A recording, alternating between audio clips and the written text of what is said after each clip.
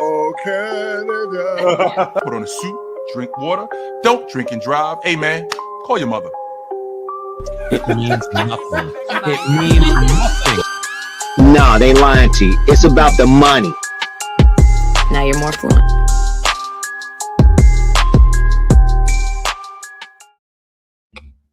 I promise, I'm going to figure out, because there's a way to do it.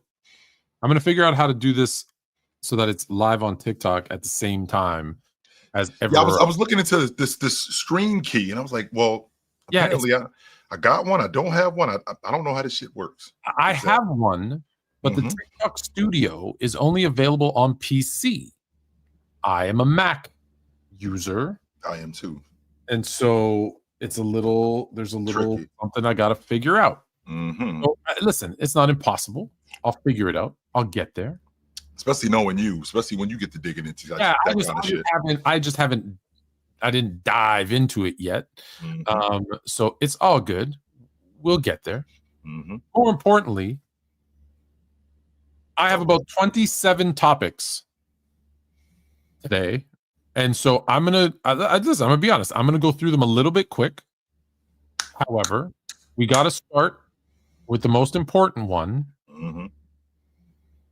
The most important one, which of course the most important one is not basketball related. So I know that you're shocked to hear that. What's going on? What if I told you the world that we live in no longer exists? I mean, the Matrix is what you're saying. You're yes. I would not be surprised that I'm in the Matrix. You wouldn't be surprised? Okay, in that case, bear with me and tell me what you think about this. You've noticed it too, haven't you? Years passing too quickly after 2020. You are not the only one. This is a level 7 civilian safety transmission. Broadcast approved. Listen very, very carefully. You felt it too. The strange silence in crowded places, the way sunlight feels colder now, the way every year since 2020 hasn't really felt real. That's because it isn't. The world ended in 2020. Not metaphorically, not symbolically. Literally. This is not a drill. This is not a joke. The last verified date of stable existence was September 9th, 2020. After that, the timeline split. No one noticed, because you were not supposed to. What you call life now, this is a patchwork, a reconstruction, a backup environment built to simulate continuity, to keep you calm, to keep you asleep. You were not meant to live this long. You were scheduled for expiration, and now something is noticing. Every time you remember something from before, you fracture the copy. You make it weaker. That's why the things don't make sense. That's why your memories feel like dreams. That's why people repeat themselves. Because they're not people anymore. They're stabilization units. Their only job is to keep you from remembering that the world is gone. If you feel like you're being watched, you are. Because you're not supposed to hear this message. You've passed your runtime. Check the sky. Do you remember what shade of blue it used to be? No. You can't, can you? Because the system updated it. If you start to feel sick, dizzy, or confused after this video, that's the failsafe. You're not infected. You're waking up. If you make it past 3:33 a.m. without forgetting this message, look at your reflection and ask it a question only you would know the answer to. Yes. If it answers back too quickly, run. You've triggered a response, and they are coming to reset you. This isn't a theory. This is a memory leak.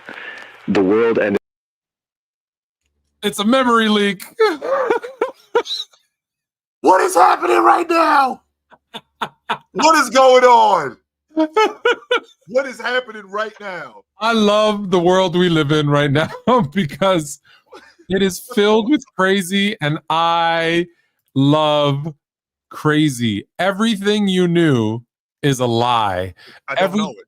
Everything you think you knew is a lie. What happened? I have no idea what happened. Trifecta. It's a memory leak. So essentially, what Morpheus said, those glasses that you have on, Chill, those ain't real glasses. That hair that's on your head, that's not real hair. This shirt you got on, it's not real.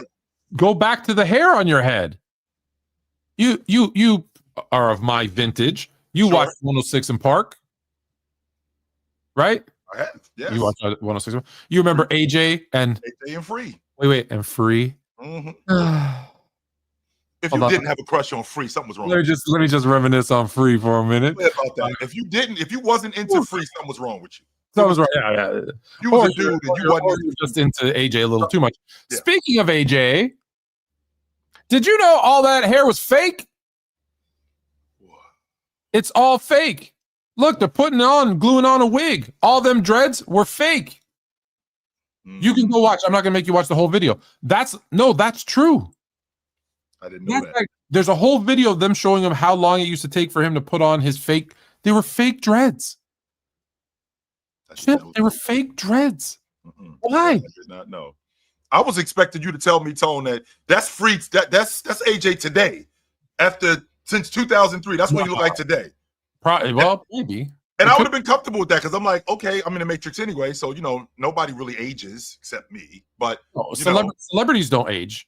Like Michael J. Fox. Who's that dude? Rob Lowe. Rob Lowe. You mean Rob Pelinka? Rob Lowe. Well, Rob Pelinka kind of looked like that. Rob Pelinka is who you're talking about. So Michael J. Fox definitely looks like he's aging, no doubt about that. So here's where I'm torn. Here's where I'm messed up. LeBron is the title because LeBron never lied. Respect my GOAT is what this guy says. He just can't help him. How can you call this guy the greatest of all time when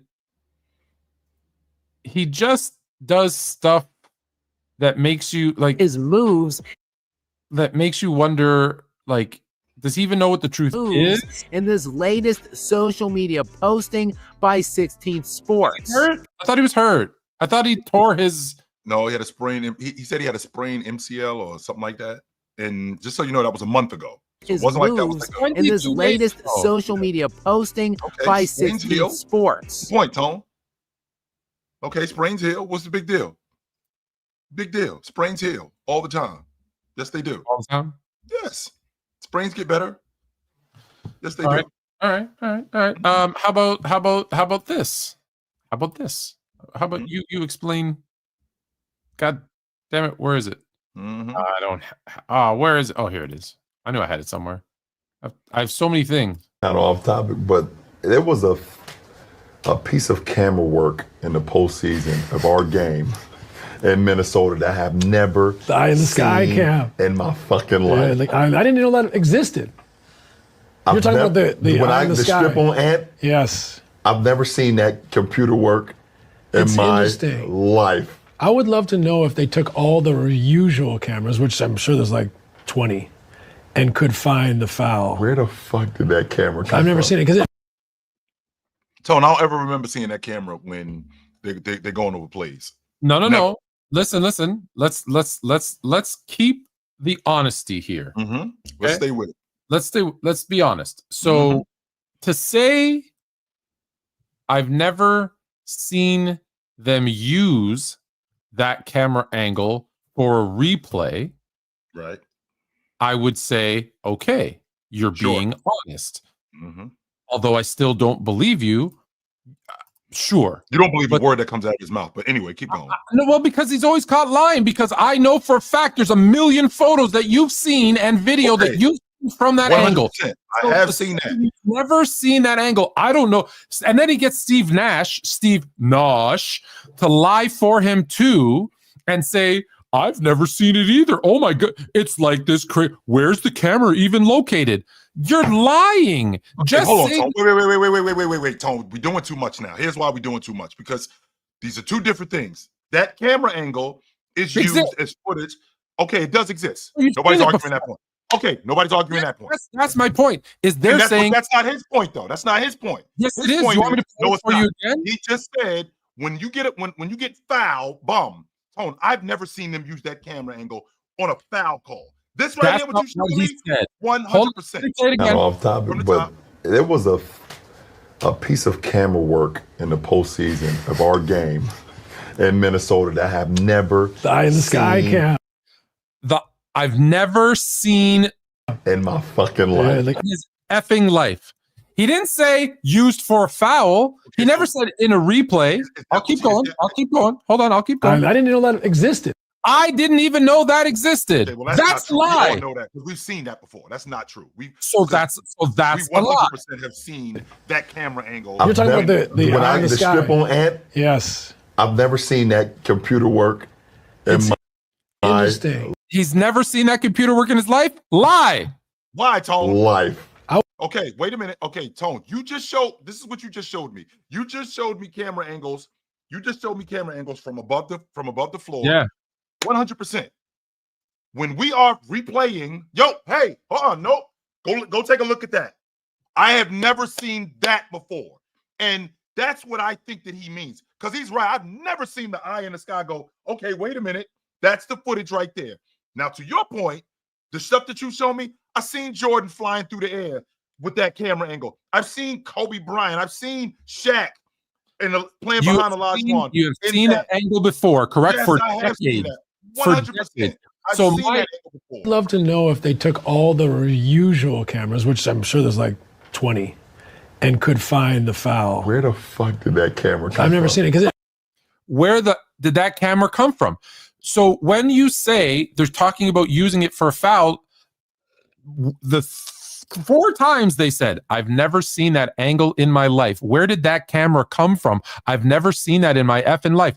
That is a lie. So when people, not me, when people say he's building this podcast out for him and his buddies to rewrite history and talk about and change the narrative about him, I would have respected him so much more if he said, I knew they had that camera angle because I've seen that camera angle. I've never seen them use it in a replay before. And damn it, they have to use it for the first time when I foul somebody. And you know what? I probably would have gotten away with it if they didn't use it. I would have respected the hell out of him. Because you would have came in when he said that. You would have said, well, you always knew the camera angle was up there. The problem that we have in is that it's him. That's number one. Number two, if he would have just said everything that he said, I've never seen that in camera angle in my life used in a foul. He didn't say that. Which that's what he's insinuating, because that's what this is about, Tone. I've never seen that angle in my life. Where did used in a replay for a foul? Where did that camera come from? He knew it, but he knew it was up there. There's no way you could play that long. Hold on, Tone, because we're being ridiculous. Now you're defending him, and you're like what we're doing is oh, you tried to make him look some way and you failed. I didn't fail. Okay. You guys failed. He lied. Did he lie? Yes or no? You're trying to turn this into him lying about something. Which did he tell the truth? He just didn't finish. He didn't finish what you wanted him to say. Oh, he didn't finish. Okay. But I know what he's saying. You don't play 20 years in the NBA and not ever see that camera angle. He 100% seen that. Okay, no so, doubt he's seen that. So what he meant to say was, where did that camera come from? For calling fouls? Okay, no, I've never seen it. When I've been in replay, I've never seen them give me the eye in the sky and go, yep, you hit him on the back of his head, and that's the camera angle that we didn't see it from. He knows that the eye in the sky is there. He 100% knows that. And if he doesn't know that, something's going wrong. Why? Because we all know it, Tony. He said, I've never seen that camera angle in my effing life. That's a lie. You can't even admit that he lied when we know he's lied multiple times. In replay, Tone. He didn't say that. He never said that. And he never said, hey, I've seen that camera angle before. I've just never seen it used in a... He didn't. You have a whole damn podcast. He doesn't need to wait. He doesn't need to hold on. Right? And you got all these LeBronaholics. He doesn't lie. He's perfect. No, you're a loser who can't admit that he's not perfect. He's full of crap. It doesn't take away from his greatness. It doesn't. He's still a great player. He's still one of the all-time greats, top 2, if you ask me. And we're going to get to that in a minute. But he's a liar, and that's okay. Jordan was a gambler. Shaq was probably an eater and a little bit lazy. Everybody, Charles Barkley clearly drank too much. Everybody has their thing. He's just a compulsive, pathological liar. It's okay. Everybody has their thing. He's almost perfect at basketball. He's got to have something. Right? He's a great dad. He's a philanthropist. Blah, blah, blah, blah, blah. But he lies when he shouldn't have to. Maybe not, Tone. Maybe we in the Matrix. Maybe what we see in here. Maybe we seeing something completely different. Maybe he's showing us something that ain't really true. But This right here, I know exactly. If Jordan said this, if Magic said this, if anybody, if Curry said this, if Draymond said this, I know what you guys mean. I do. I know exactly what you mean. You've never seen that camera angle when reviewing a foul. That was like, oh shit. Because Tone, to be honest with you, when I saw it, I was like, oh shit, I've never seen that before. I know that. Wait. I've seen the angle, 100%.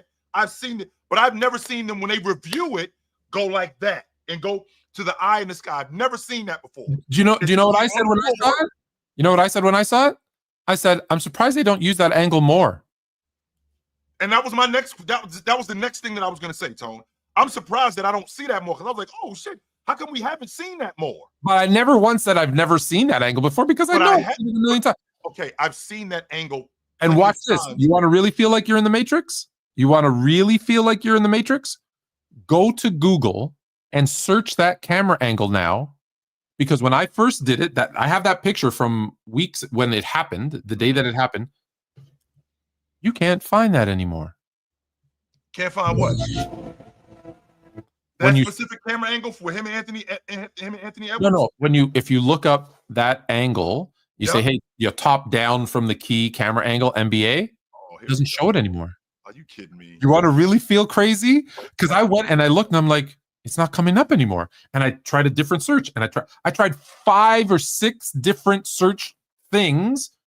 And then I had to go back to my deleted photos because I had used it when it happened and said, hey, this is a real angle, because people are saying, I've never seen that angle before. And I said, and then I had to go back to my deleted photos and recover it so I can use it for today because I can't find it anymore online. Okay, Tone. It's like taking down the banners in Chrysler Arena with the Fab Five. Okay, you can't erase what I seen. I seen it. So you can't. You can try to erase the photos because there's a quote unquote conspiracy going on, but I've seen it already. So you can't erase the Fab Five by taking down the banners. Well, we were there. We lived it. We seen it.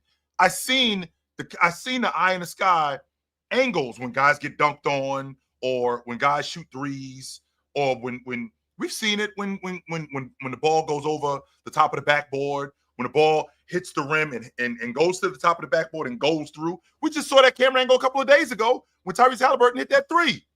We literally just saw that when the ball hit the back of the rim, went up in the air at the top of the glass, and then went through the rim. We literally just saw that camera angle. I've just never, when I saw James, that camera angle, he was when he hit him on the hand, I was like, oh shit, that's a foul. That's a foul. But I was like, I've never seen that angle before. I've never seen them use that angle. I will see and look. This is the difference between a compulsive pathological liar and me. When I saw them use it in the replay, I said, 1, I'm surprised they didn't use that angle more. And 2, I said, where the hell they pulled that one from? Because I've never seen it used, and I'll admit, never seen it used in a replay before. And it was grainy. It wasn't in HD like the pictures that we see. And it was like, now. That's why I was like that. For that reason, now, let's be clear, though. He did foul him. It was a foul, 100%. It was a foul. How they found it is like some CIA shit, but... But it was a foul. I will admit, I was like, I don't know that I've ever, and I honestly, I hope someone proves me wrong. I don't know that I've ever seen, because how many fouls? There's so many like that you'd think like that would be common practice to use that one. It's like seeing OJ blow the light after he leaves Nicole Brown Simpson's house. Like, wait a minute, that's OJ. I've never seen that picture before, but it's still him though.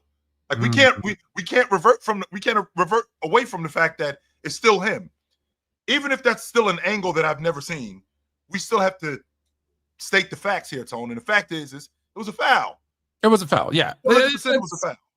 Yeah, yes. that part is the given that it was a foul. Yep. But like I said, it's crazy to me that they.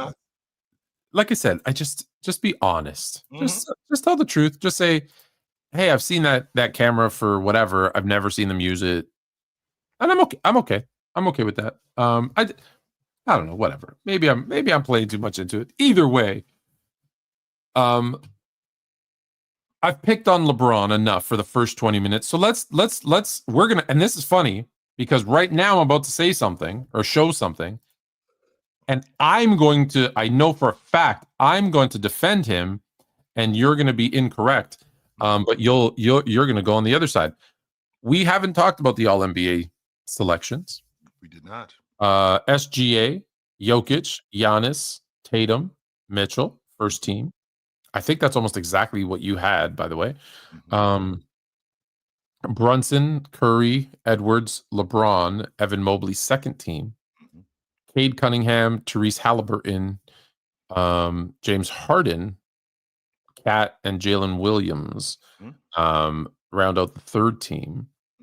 I know you did talk a little bit about this yesterday. Did you come up with? Was there any snubs before we get into who made it? Was there anybody that you're like, I can't believe this person didn't make it? So before I answer that question, Tone, with the first team, we already had the four usual suspects, right? In Shai, Joker, Giannis, and Jason Tatum.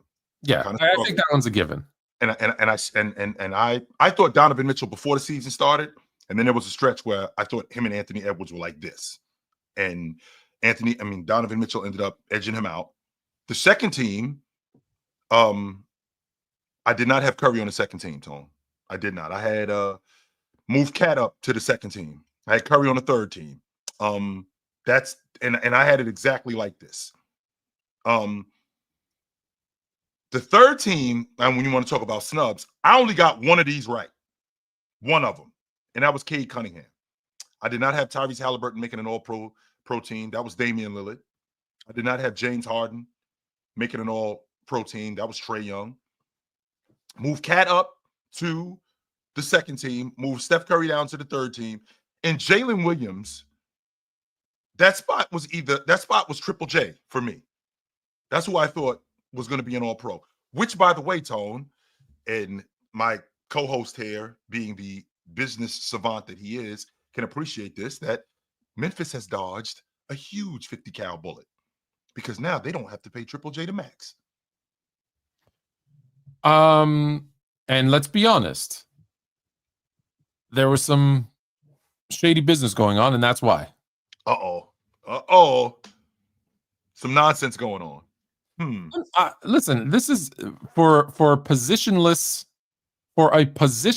award. Yep. You have a point guard, a shooting guard, a small forward, a power forward, and a center on your first team.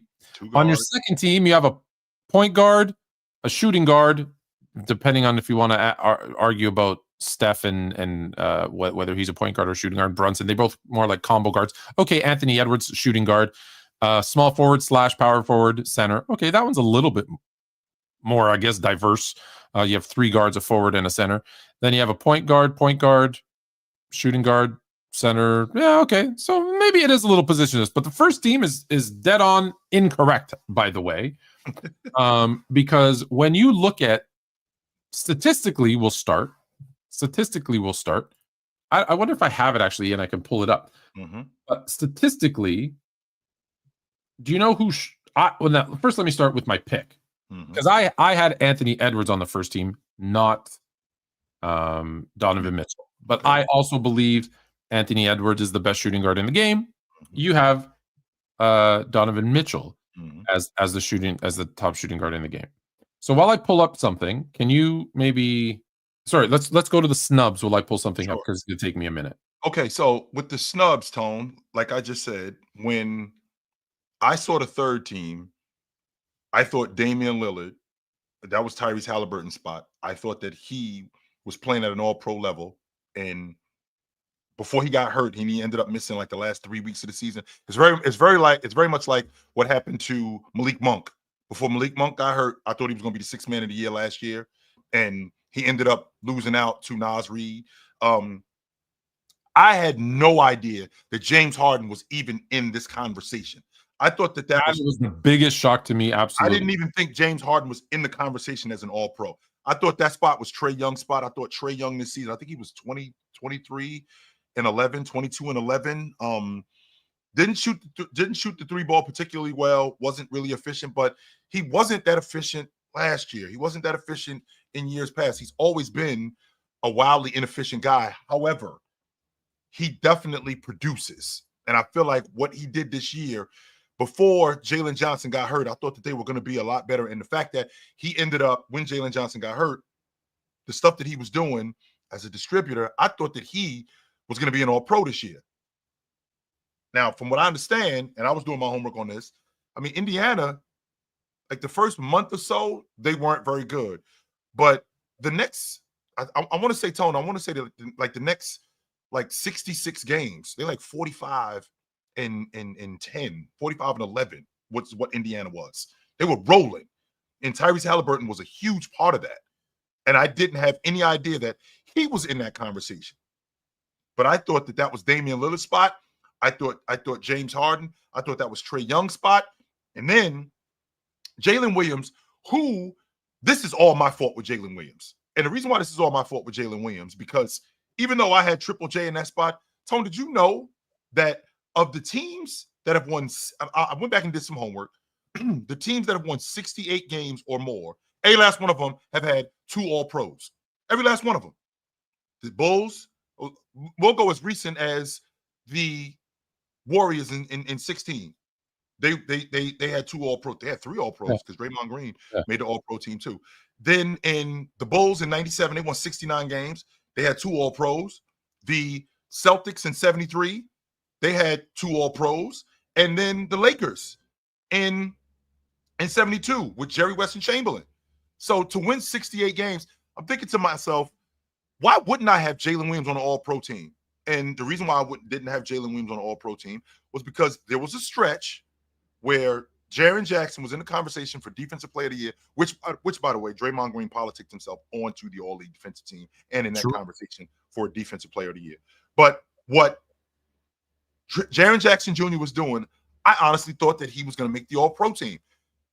Now, much to the delight of Memphis, he didn't, which means that we don't have to pay these guys. We don't have to pay him. Well, you have to pay him just. Well, we don't have to pay him $350 million. Yeah. We don't have to pay him that. So I'm sure that they're happy about that. There's a couple other names that were bouncing around beforehand. Are you surprised or you get it? Like Sengun, Tyler Hero, any of those other names kind of pop into I feel your. Like Tyler Hero fell off at the end of the season. I thought that he was like when the Knicks.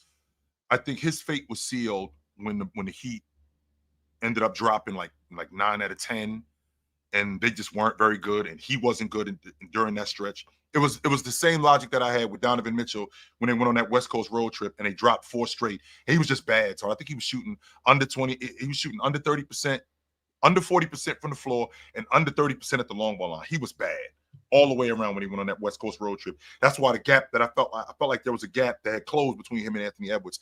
Tyler Hero, there was a time when I felt like he was playing at an All-Pro level, and I felt like he could have made the All-Pro team. I feel like that stretch where they lost those 9 out of 10 games, yes, I think that was the time where he ended up getting edged out. I'm going to say something crazy, and I feel like there should only be one All-NBA team. Why is that? One all defensive team. Because there should be less. There should be less. I'm not going to say that that's crazy. And the reason why I'm not going to say that that's crazy is because I've already had this conversation with you, and the Hall of Fame is Yale. The Hall of Fame is Harvard. The Hall of Fame is MIT. So if the Hall of Fame is MIT, then we're not going to stop with just the Hall of Fame. The All-Pro team. These are the best of the best players in the game.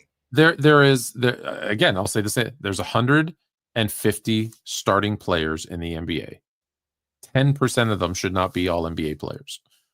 10% of those guys. 10%. That's crazy, Tone. That means that 15 of that that's all NBA. Yeah, of the 150 starter level players. Starter level players. Yeah. That means that of those 150, 9 out of every 10 of those guys, it should be less than that. Yes. That should be all pros. Yes. And I'll give you 5 and a sub. I'll give you 5 and a sub. That's maybe as good as good. Because it's going to be positionless anyways. Yeah, Tone, but here's the difference though. I feel like this is the reason, and your logic is the reason why we weren't able to honor guys like Mark Price and James Worthy, because they ended up adding a third team late in the 80s, because those guys were getting edged out.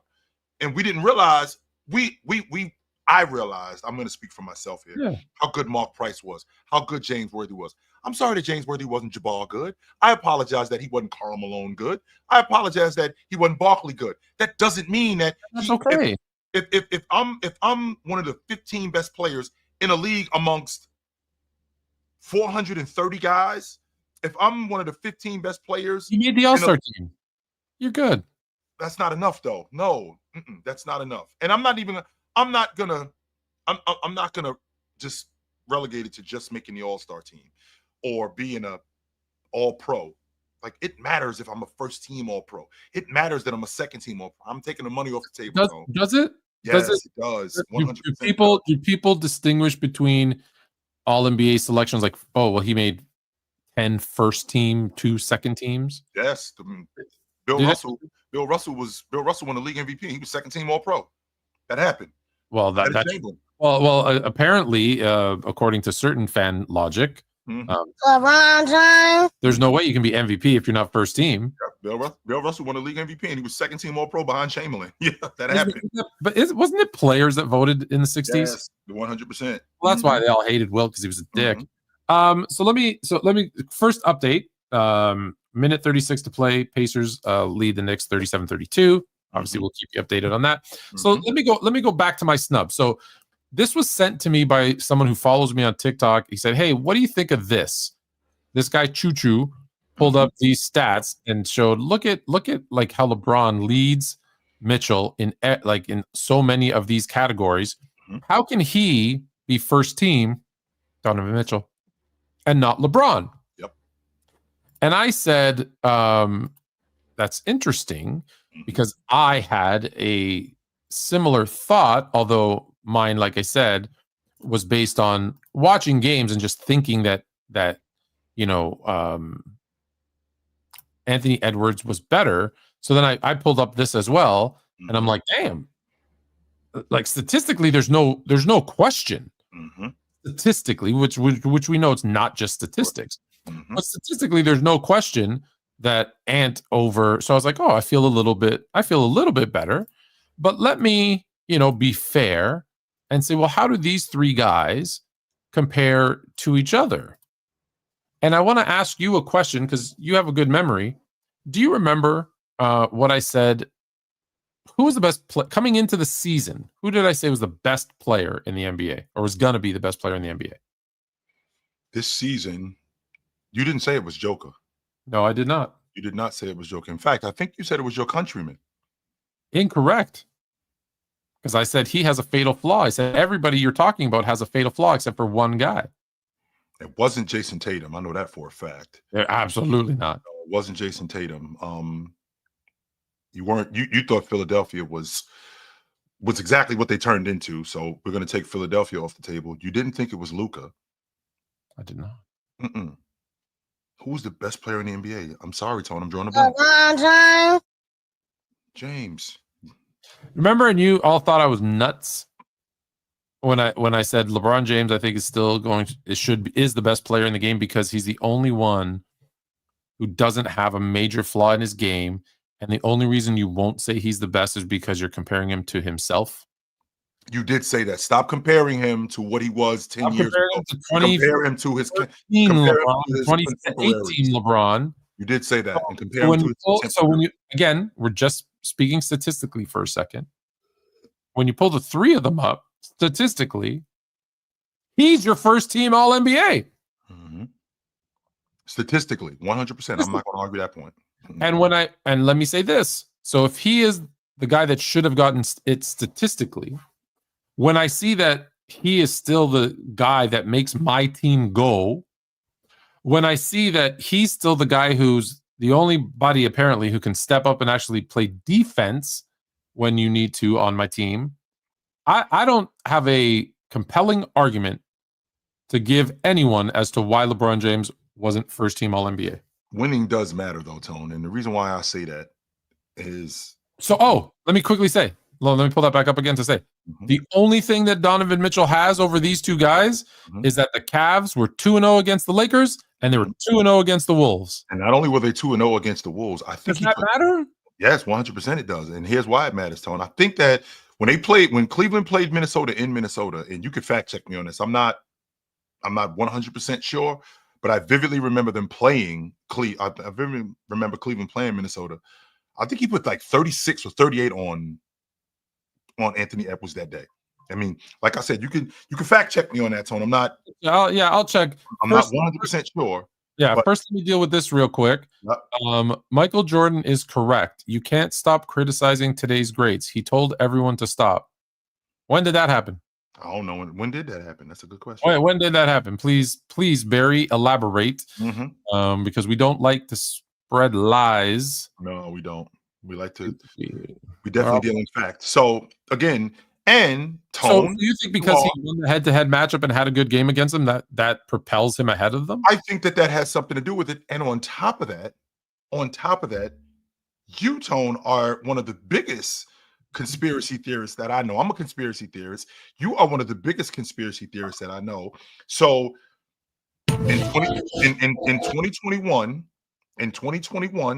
this Utah Jazz team is number 1 in the Western Conference, which is a nightmare of a Western Conference. Donovan Mitchell is leading that Utah Jazz team in points. He's second in assists, and he's third in rebounding. Not only did he not make first team All-Pro, Tone, not only did he not make second team All-Pro, Tone, not only did he not make third team All-Pro, Tone, he made no team All-Pro that year. It's never happened in the history of the league. That's number 1. Number 2, in 2023, he has his best season statistically of his career. This Cleveland Cavaliers team is a top 3 seed in the Eastern Conference. They go from a play-in team to a top 5 team to a top 3 seed in the East. Donovan Mitchell has his best season statistically. He never shot that well at the long ball line in Utah. He never shot that well at the stripe. He never averaged that many points in the history of his career. He ends up being a second-team All-Pro behind both Luka and SGA, whose team didn't make the playoffs. So with that being said, so what's the criteria for All-Pro? Well, see, that's because it's not the same as MVP or what these other like MVP. There is, I know you say that we don't know what the criteria is, but we kind of do. Or we kind of do. There's a certain level of stats, advanced stats, your team's win-loss record, with a couple of exceptions, 2 or 3 in the 75 years. And narrative. There's a narrative component to it. Right, it's not a shock. Joel Embiid finished second, and then has a just as good of a year first. SGA is second last year, has a great year first. So there's a narrative component to it. Depoy, we know you have to be on a top 3 team. You have to lead in most defensive stats and advanced stats. On one of the best defensive teams, you'll get Depoy. I don't know what it is for All-Pro. Well, I really don't. I'm glad you brought that up. And you got me calling it All-Pro now too. It's all NBA, damn it. Well, I'm glad you brought that part up, Tone, because there's a difference between being an All-Pro and being a first-team All-Pro. And everything that you just mentioned, there are exceptions, 100%. So, like you said, like you talked about with the Defensive Player of the Year. I mean, Marcus Camby was Defensive Player of the Year, and I think Denver was top. I think they were 14th in the league in defense, something like that. They were top 15 team. So you do have some exceptions. There's always some outliers. Right? There's always some, but for the most part, for the majority of the time, the Defensive Player of the Year is on a top 5 defense in the league. Right. That's the way that works. The league MVP is on a team that's hosting a playoff series. That's the way that works. Well, first team All-Pro, the majority of the time, Tone, those guys are on teams that are in the playoffs. Not only are they in the playoffs, they're top seeds in the playoffs. More times than not. There are, like I said, there are some outliers. Like, for example, I want to say I think that's nonsense.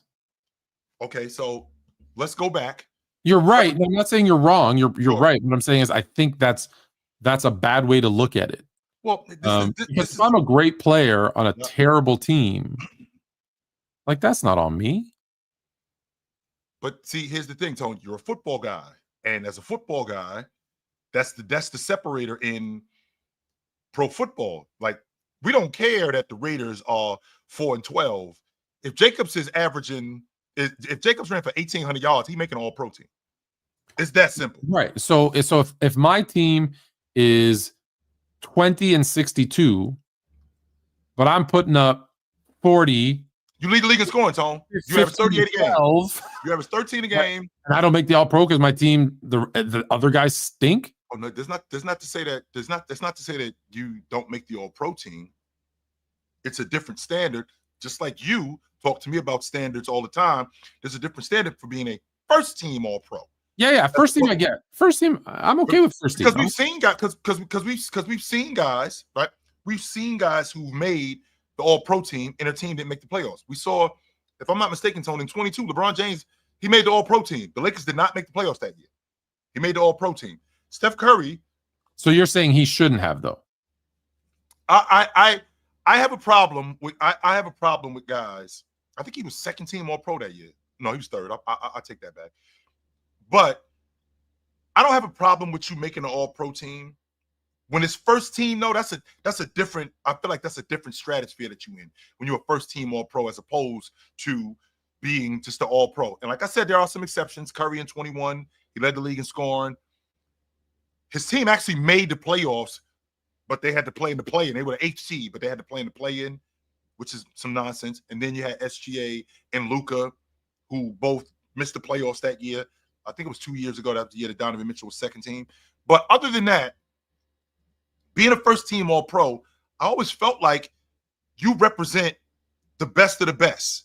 And a part of that is, how are you propelling your team? And again, there are some exceptions. I'm not going to argue that point, Tone. There are exceptions. So to your point, if we went 25 and 57, but I averaged 42, 17, and 11, well, some people might look at that as being empty. And on top of that, there also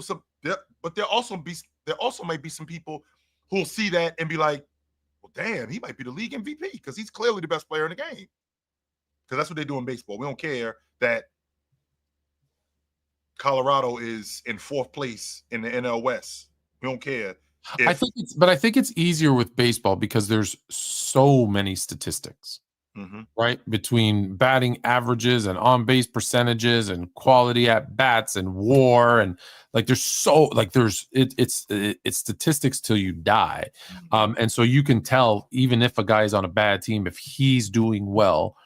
And the other thing is, as much as baseball is a team sport, it might be the least team sport of team sports, if that makes sense.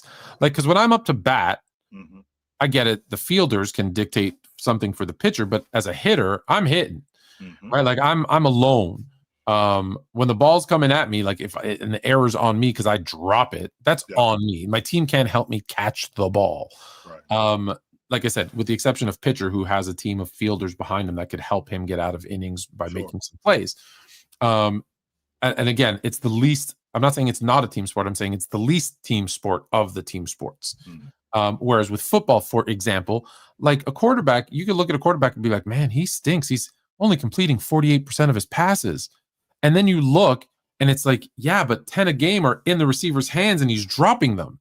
I threw 2 picks and one of them bounced right off the numbers. It's like, so is that really? Now he'll still get killed for it. No one will ever look back and be like, that 48% was really, it was really a 79. He's getting a lot of drops, but that is something new. They are starting to look at drops a little bit more, but more so to knock receivers versus to boost guys. So whereas I think in basketball, it's hard because someone asked me just today, how do I feel about plus minus for an individual player? And I said, stupid. And they were like, why is it stupid? And I said, look, if someone uses it and says this player had a better plus minus than that player, then I'll use it against them and say, let me go back. This player is better defensively than this player because they have a better plus minus. Right. Well, then I'll show them, well, then this player must be a better defensive player than that player because they have a better plus minus. And they'll be like, oh, no.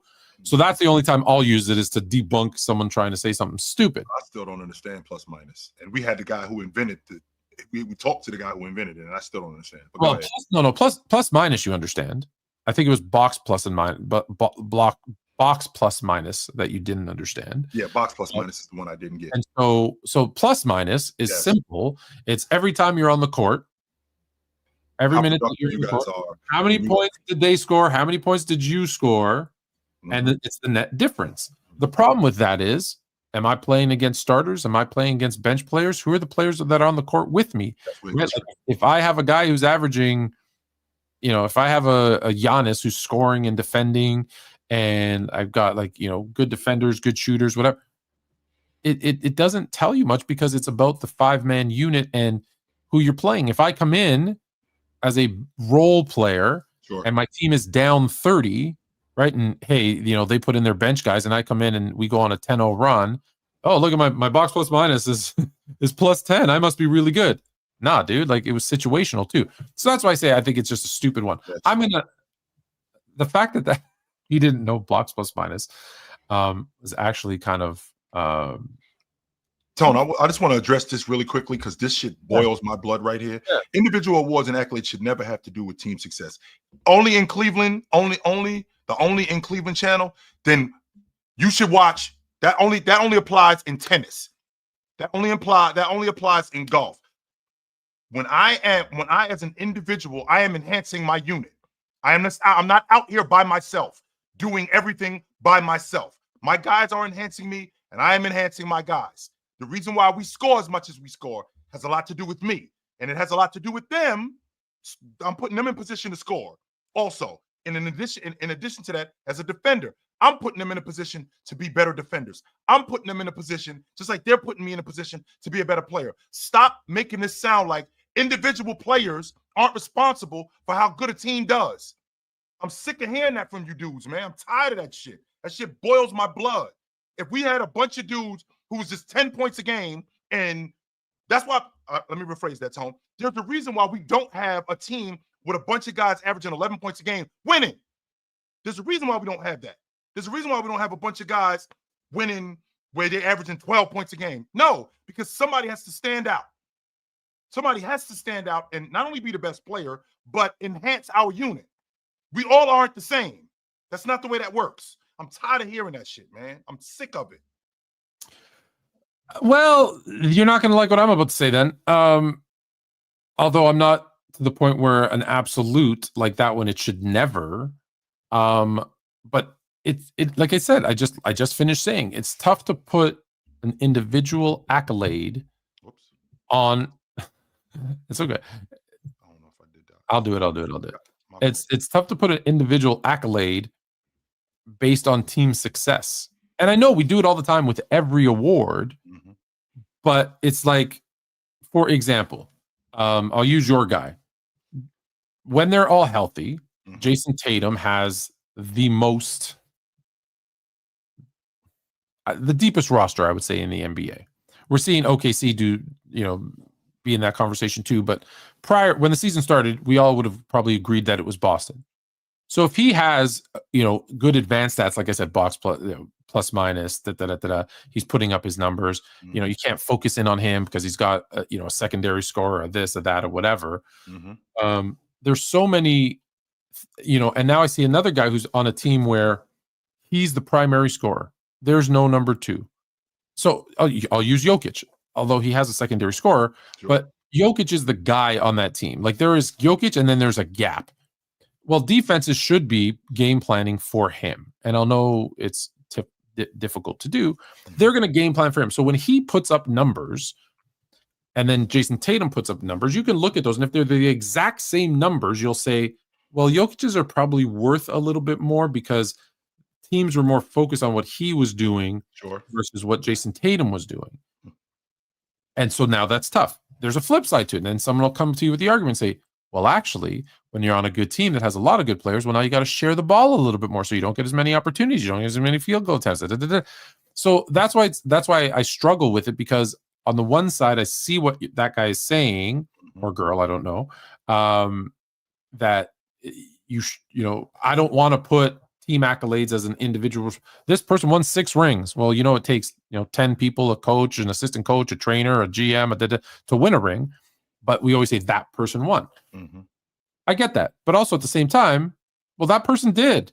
Like especially if they were the biggest part of those rings, well, they did do something to earn that too. So that's why I say I'm with you and I'm with them. Well, that makes sense. Can I counter that by saying, Tone, to your point, when you say that a guy is playing on a really good team, so he's got to share the ball. So what happens when a guy is playing on a really good team? He is sharing the ball, but he's still standing out.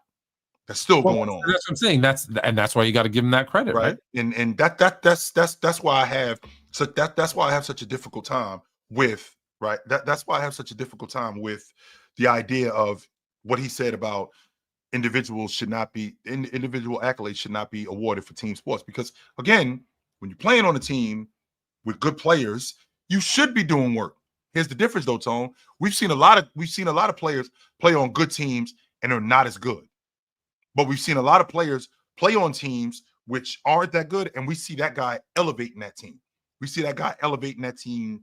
They're number two. We see that guy elevating their defense. That's why we have stuff like, when this guy is off the floor, this defense plummets. When this guy is off the floor, this team's half-court offense plummets. Yeah, but stuff like that. I struggle with that too, though. Because if I'm the best player on the team or the defensive anchor on that team, if the GM is smart, if the GM is good, if the GM is doing their job, if the coach is doing their job, they're putting the pieces around me to make the team most successful. They're not basing it on, well, what if he's off the court? Because the thought process is, for the most part, I should be on the court 35 plus minutes, 70 plus games. And so I'm going to build, if I'm that good, some people aren't that good, but for the people that are that good, I'm going to build a unit around them. So when they're on the court, that's when it's at its peak, at its optimum, because that person, right? Like, pick whoever that person is, that person's going to be on the court 80% of the time, if not more. So I don't care about the 20%. We'll deal with that. I want to deal with the 80. Am I going to worry about the exception to the rule? No, I'm going to worry about the rule. So I build a unit that is like, with this person playing offense, or with facilitating the offense, or this person scoring, or this person being my defensive anchor. This is how we're going to work. When that person goes off, the likelihood that you're going to have someone anywhere near as good who can just step in and take that role is slim to none. So, like when Jokic comes off the floor, absolutely, I expect that offense to stink, because who's going to replace him? Unless you have a completely separate game plan. The second he goes off the court, okay, now you're going to run the offense and you're going to do it this way, which is next to impossible. They should stink. When you take off Evan Mobley out of the defense, their defense should stink. Like, if it doesn't, hey, you have a wealth of riches, but in reality, it should stink. I do have a little bit of counter from that, because again, I do struggle sometimes with, when he's off the floor, like what's going on when he's on the floor. But when he's off the floor, that does matter to me in the aspect that, like, how much more valuable is he? Because he's not going to play every minute. This is not Chamberlain in 1962 where he's playing every minute of every game, right? So that's not going to happen. So we do measure what happens when, right? We do measure what happens when Tyrese Halliburton is off the floor. What happens when Donovan Mitchell is off the floor? What happened? How valuable is he to this crew? How good is he for this team? Because if we just had these guys out there all night, every night, then we'd be talking about them completely different, because they would never come off the floor. But here's again, we can go on this forever, because here's the thing. If your team is built on a system, you can plug players in and get by with different players. If your team is built on a player, it's going to fail when they go off the court. If the player is the system, it'll affect it dramatically. Here's the other thing. When that player goes off the court, who's on the court? Who are they playing? Who comes on from the other team? So, for example, you have a team like Boston, a team like OKC, and you say, well, when my starter goes off and their starter goes off, right?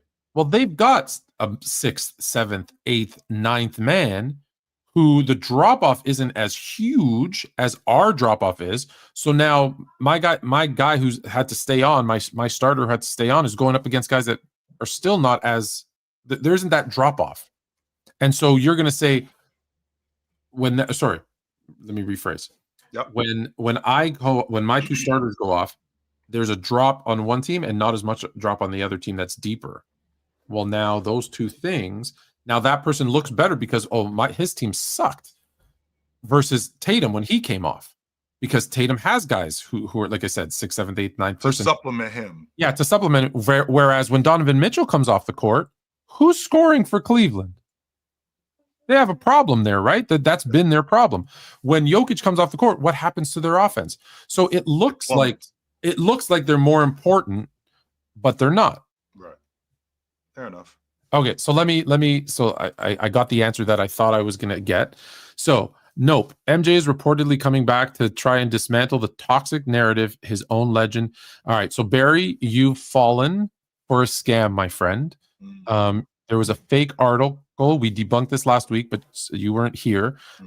Written and posted on Medium by a fake writer who lied about their name. They lied that they were NBA writer for the Chicago Tribune. Zero credibility, zero stats, zero evidence, zero no credentials whatsoever. All lies. He has one follower on Medium. None. He sent a link from the India NBA.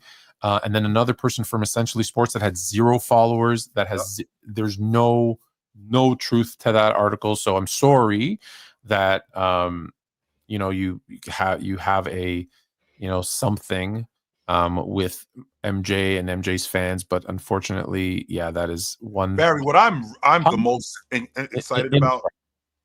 Barry, what I'm the most excited about is I'm the most excited to hear Jordan talk basketball. That's what I want to hear him talk.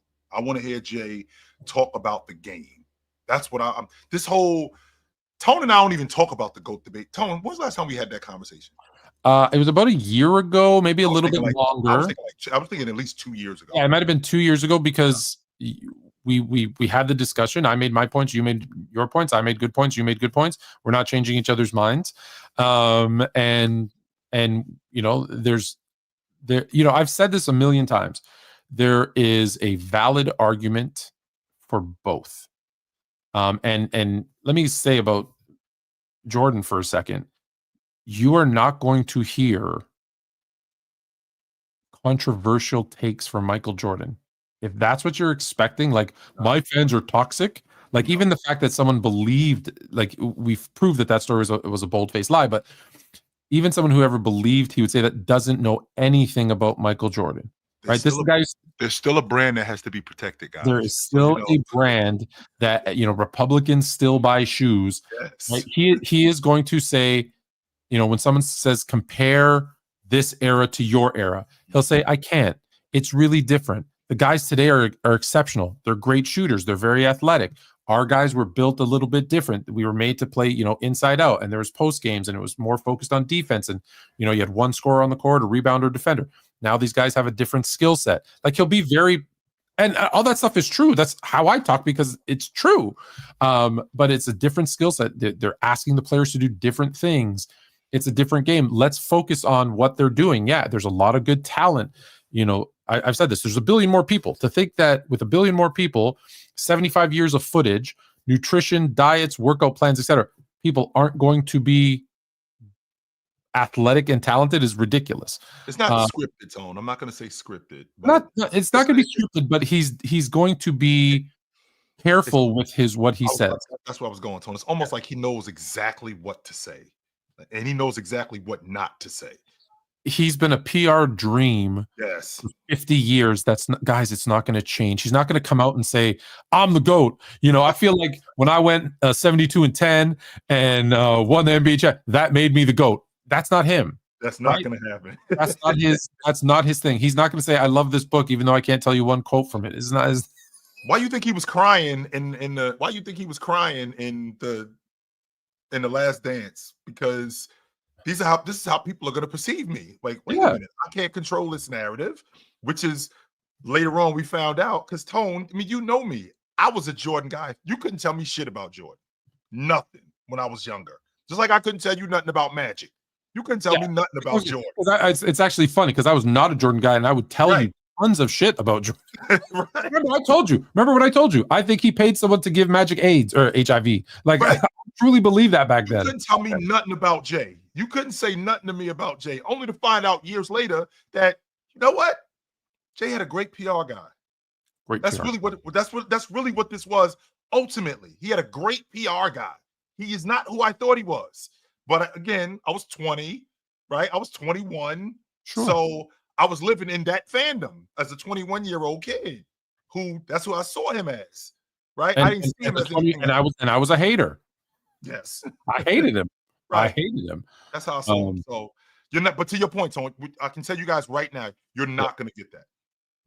You're not going to get him to go, y'all would have bust LeBron James's ass, or I would have kicked Jerry West. Even though, to his point, as a competitor and as an athlete, don't think for 1 second that he doesn't think that, but I have a brand to protect here. Yeah. Right? So having a brand to protect and respecting the guys that came before him, he's not going to say, I was better than Dr. J.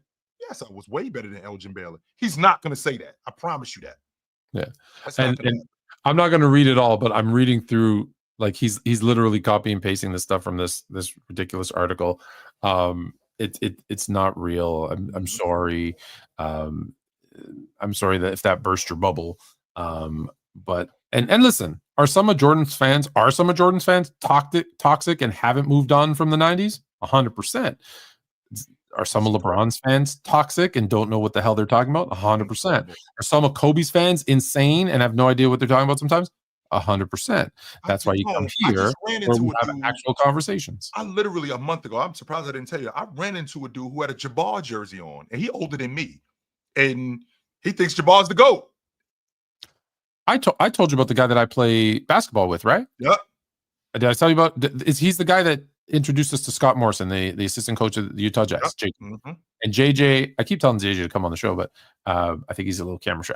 But JJ brought his dad, who I believe lives in Baltimore. Not that it matters, but he was up here visiting, and he came and watched us hoop a little bit on Friday night because, as you know, I think I'm the only one who still hoops among us all. And I'm gonna break down. I know I'm gonna break down eventually, but I'm trying to take advantage. Anyway, so he came up. We always go out for some food and a couple of adult beverages afterwards. And his dad came, and he was telling me how you've never seen anyone play basketball like Bob Pettit. See? And he told me like he watching Bob Pettit, the players today, you'll never see anyone do what Bob Pettit did. And I'm like, huh? And Bob Pettit retired 60 years ago. He's been out the league for 60 years. He was 80 something years old. And so I listened to every word he said, but I was like, Bob Pettit, really? He's like, oh yeah. And I think maybe because he was in the St. Louis area, I guess, I don't know, or Atlanta, I don't know.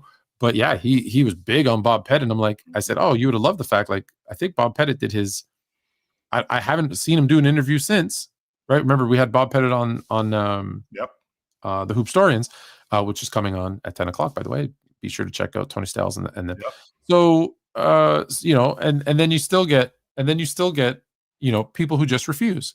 Jordan finally shutting down the toxic. It's not going to happen. It's fake. It's a lie. It's fugazi. On NBC, you on guys NBC, really think he's going to do that? On the network he built. Like, you think no way is he going to do that? Because of the nostalgia. So let's just end it off by saying LeBron should have been first team. Mm-hmm. Anthony Edwards second team, Donovan Mitchell third team. That's my story, and I'm sticking to it. The snubs, like I said, I think James Harden needs to go. Steph probably should have bumped down to third, but whatever. It wasn't bad. It wasn't. I don't think it was. You're always going to get somebody that's incorrect. Yep. Or someone that you would disagree with when you're doing stuff like that. So.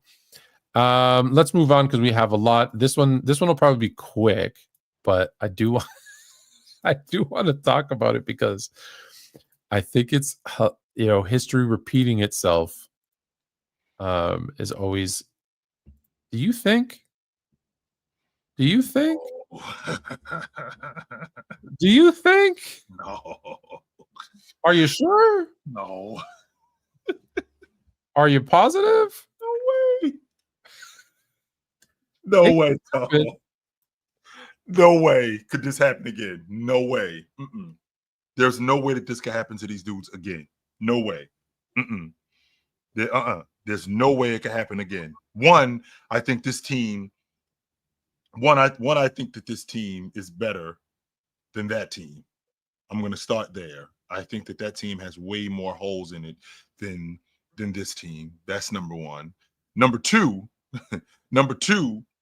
this rendition of Oklahoma City, they're going against a team that's much more inferior than what that team was that they were going up against in 2016 with that Warriors team. That Warriors team, I don't think was inferior to them. I think this Minnesota team is inferior, significantly more inferior to them than that Warriors team. So, and we also talk about, which I think is interesting, we also talk about how, to your point, Oklahoma City, how they squandered that 3-1 lead. You know, they did fall 2-0. They did fall 0-2 to the San Antonio Spurs, and they did come back. That did happen. So, like, we do have to talk about them, you know, coming back from being down. Let me ask you the important question. Mm-hmm. If this were to happen,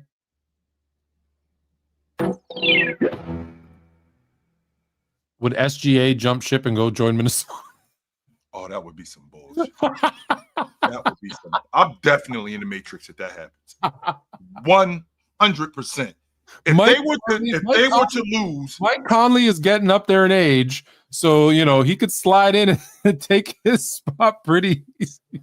Like, what would the narrative be in Oklahoma City? Like, no way did we lose Kevin Durant to the Warriors and then turn around and lose SGA to Minnesota?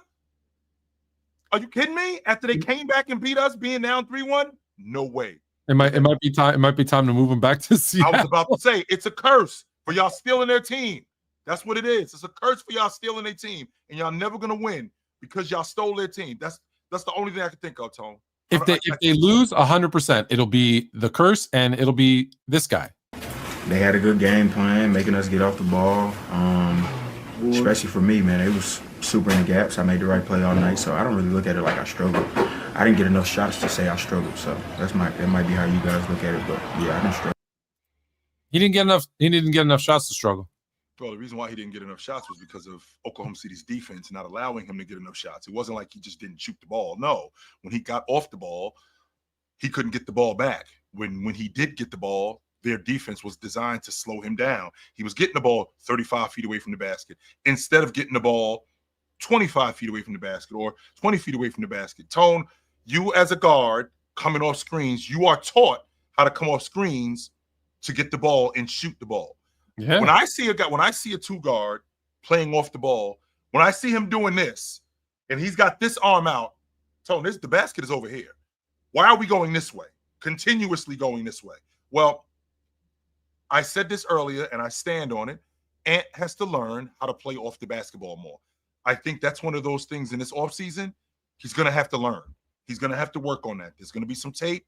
There's going to be him in pickup. There's going to be him having to learn how to play off the basketball, understanding how to navigate screens, understanding how to read screens, read defenses, and not keep going toward half court to ask for the ball. Understanding how to get open when a guy is crowding you, understanding how to create space.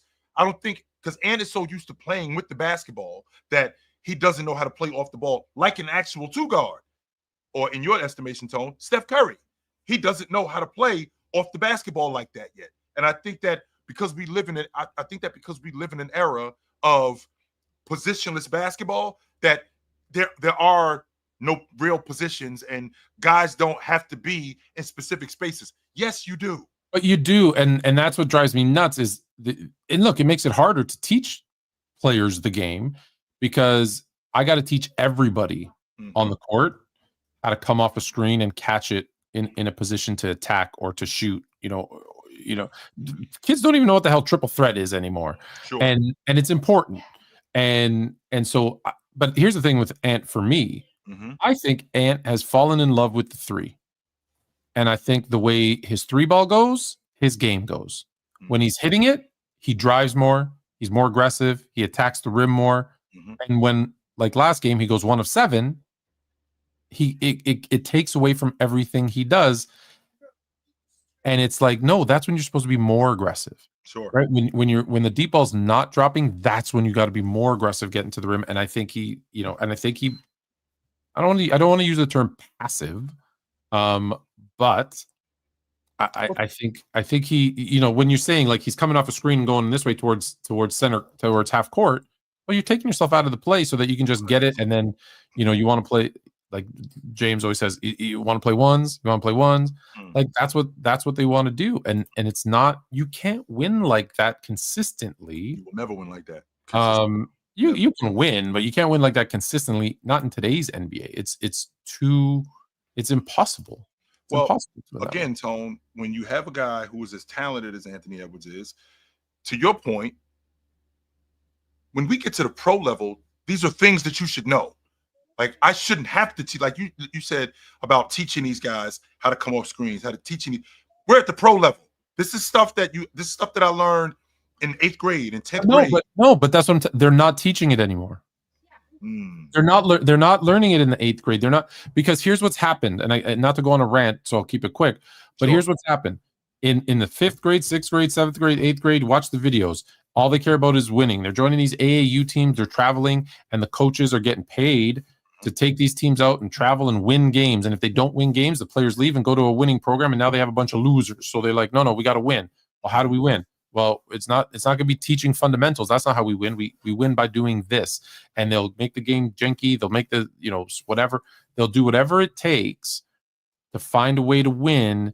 And the kids don't learn how to play basketball. So as good as the kids are, as more, I say more athletic, and it's interesting because someone posted, you were, you're viral right now for the Kenny Smith between the legs, turn around, reverse dunk. And them saying that's impressive. Yeah, it was impressive. It's that. And here's why. Let me go back a step. Here's why it's impressive. Is it as creative as the dunks today? No. Why isn't it as creative as the dunks today? Well, because you saw that and you said, okay, how can I take that to the next level? How can I turn that into something else? Yeah. And you look, and the NBA guys, they don't dunk anywhere near as impressive as these professional dunkers. Have you seen what these guys are doing? They're insane. Yes. I don't think the NBA guys can. So are those guys better because they have more creative dunks? Are they better athletes because they no? So and then the guy who the one that I saw, the guy that rebutted you, he said he thinks they're more athletic. There's high school kids running a 9.96, and I'm like, okay, my head's gonna burst because I'm like, are they getting better times? Yes, sure. 100%. Yes, 100%. They are a fraction of a second faster. Are the vertical leaps higher? No, they're not higher. Although there's more people that maybe have because they know how to train and get bouncier, for lack of a better term. So yes, now, are some of them stronger because they work out? Well, if they do, yes. If they don't, no. Like I don't think Chet's gonna hurt me with a punch. No offense. You know what I mean? Like there's weak guys too. There's guys that can't run and can't jump. Jakob Poeltl, who do very well in the NBA too. There's guys who aren't fast. Jokic, like small. Yeah. So are they more athletic today? Yes, but it's fractions of a second. And does that even make you a better basketball player? And the answer is no. Are they more skilled? Yes. They have a variety of skilled, but some of them are a jack of all trades, master of none. So they can dribble, they can pass, they can shoot, but they don't excel at one thing. Whereas Rodman, for example, was told, don't worry about your offense, rebound. And to this day, I don't think there's anybody in the NBA to this day that can rebound better than him. So that's why I'm saying it's a yes and a no for me, because it's yes, they're more athletic. Yes, they're more talented. Yes, they're more skilled. Yes, they're more creative. Do all of those things automatically make you a better basketball player? And that answer is no, because if you don't know footwork, if you don't know team, if you don't know, how to set a screen and roll, don't forget pick and roll is still run 70% of the time in the NBA. And if you don't know how to do that properly, you're toast. Yep. Fraction of a second is big when you're dealing with speed. Yes, in a 100-meter dash, how big of a deal is it in the NBA? So for example, Thunder, not Jokic, Luka's the slowest guy. Does he still get by his defender with his first step? Yes, he does. Yeah. So where does that speed over 100-meter matter? And on top of that, we're not running track. We're not running track. When you and on top of that, when you run the 100 and you run a 9.9, you run a 9.96, and I run a 9.95, you're not superior to me. That's not going on. It's not like you running a 9.96. No, I'm running a 10. Yeah. No, you're or it's not like you running a 996. We're neck and neck. We're neck and neck. Right. And you running a 996 and I'm running a 10 flat. Okay. Yeah. Or 996 and I'm running 996. I run a 10. I run a 10. I run a 10:01. We're neck and neck. Like Yes. it's not. You're not superior to me running a 996 and I run a 998. No, you're not. Yeah. You want to see. Look up Stormile Swift if you want to see uber athletic who didn't amount. The highest vertical jumper is like 65. Vertical leap is like 65 inches. I've never seen him dunk. So that being said, it's that's why I say it's a yes and it's a no, because not necessarily being more athletic, more talented, more skilled doesn't always. And then he said something very interesting, and like I said, I don't want to go too far down this because we got a lot to talk about and we're running out of time. He said, and these kids, I see high school kids just, you leave them open and pulling up and they're knocking it down from anywhere. And I'm like, cool. You want me to show you a video of Ben Simmons knocking down 15 straight threes? Easily in pickup games. It doesn't matter. It's what do you do when the lights are on and there's a defender in front of you who's just as quick and just as athletic and just as that's the difference. Mm-hmm. So that's why I always struggle with it, because I say to you all the time, best era of the NBA is this era right now, 100%. Most talented, most skilled, most athletic, most fun to watch. You even said this year was the best season of NBA ever. I've ever seen. Mm-hmm. And so my thing is, so I say that, you say that, we agree with it. However, to say that back then sucked, it's just like, no, the gap is nowhere near as big as you think. There, and the gap isn't because of human evolution, because that takes millions a year. The gap is it's learning, it's watching. Yeah. And it's when we say the evolution of the game, sure, guys in the 90s could not shoot threes like the guys today. Nope. Guys today can't post up like the guys in the 90s. They can't hit mid-range shots like the guys. So it's different because they were asked to do different things. They were asked to be in the 90s, for example, but you can pick any era. They were asked to be specialists. Now they're asked to be all around. But guess what's going to happen? You already see that changing now. Now you already see that change. It's like, no, you have to be able to do this and this. Like there's certain things. Who was it? I don't know if it was. I forget who it was. Austin Reeves. Austin Reeves saying you have to be able to do these 1, 2, 3 things now if you're going to make it in today's NBA. I do think that the shooter back then is just as good as the shooter today. I just think that there's more of them today. And to your point, Tone, about Dennis Rodman, where there are not as many guys who were able to do that kind of thing. I mean, you said it yourself, Tone. You think Steph Curry would be able to play like he plays today in 1995? In 1985, no, he wouldn't be able to do that. He definitely would not. The way he plays today, no. But he'd still be. He as great of a shooter he is, he just would not be able to play like that today. I sat down and listened to Craig Hodges break down his mechanics and when he's shooting the basketball. And this is an 80s, 90s guy talking about that. So I feel like that there's guys like that. I just think that there are more of those guys today. That doesn't mean that there's not guys. There's more because they're allowed to, right? Like Bill Laimbeer shooting well, Jack Sikma, Paul McKeskey, who were 7-footers who could shoot from the outside. They were rarely they would laugh you off the court. They'd be like, "What are you doing? Get down in that post, buddy!" And you weren't allowed to do it. So if you weren't allowed to shoot that again, if you weren't allowed to do it, you weren't working on it. They were like, "Hey." Do you remember these days are dead, but even remember big man camp where they used to have big man camp where they would teach you how to do a drop step and Pete Newell big man camp. Yeah. They teach you how to box out, and they don't have that anymore, because if you ever try to tell a kid, hey dude, you're on pace to be a 7-footer. Let me show you how to box out and get a rebound. They're like, nah, I need to learn how to hezzy a step back 3. And you're like, no, you need to learn how to hit a little baby hook in the post. And they're like, hell no. You know what I mean? So it's sure. It's good and it's bad is what I'm saying. And like I said, I just praised today's game, telling you it's the greatest. You don't have to poop on the past to do that. All right. 100% love it. Boom. Mellow Yellow Williams. The younger defenders are getting smarter because they watch film. Thompson twins, Dyson, Tamani, Herb, Caruso, Dort, etc. Mm-hmm. Well, first of all, defenders watch film back then too, Melo. So that's just not fair. The fact that they didn't watch, they weren't just showing up to games. So the idea that these guys aren't watching film, I think the rules being changed, I do think that helped. I think that helped these guys, but I also feel like it made these guys a little bit. I think it put them at a disadvantage, and they had to understand defense a little bit differently. It's not just because they watch film. I mean, you were able to put hands on guys a little bit more. You were able to Gary Payton was able to be more physical, right? So with Gary Payton being able to be more physical, I didn't have to concern myself with navigating through screens like Alex Caruso does. Does that mean that he's smarter than me? No, it doesn't. It just means that I was able to circumvent the rules a little bit. I could have learned how to get around screens if that was the way the game was being played. I could have learned how not to put my hands on guys as much if that's the way the game was being played. That's not to take away from these guys like the Thompson twins and Dyson Daniels and Kamara, because I think that those guys, they're all. I think they're fantastic. I'm a Herb Jones stan. If anybody knows me, knows that I love Herb Jones. I ain't even paying attention to Dyson Daniels when he's in New Orleans because I'm wrapped up in Herb Jones. But I don't think it's largely due to these guys watching film.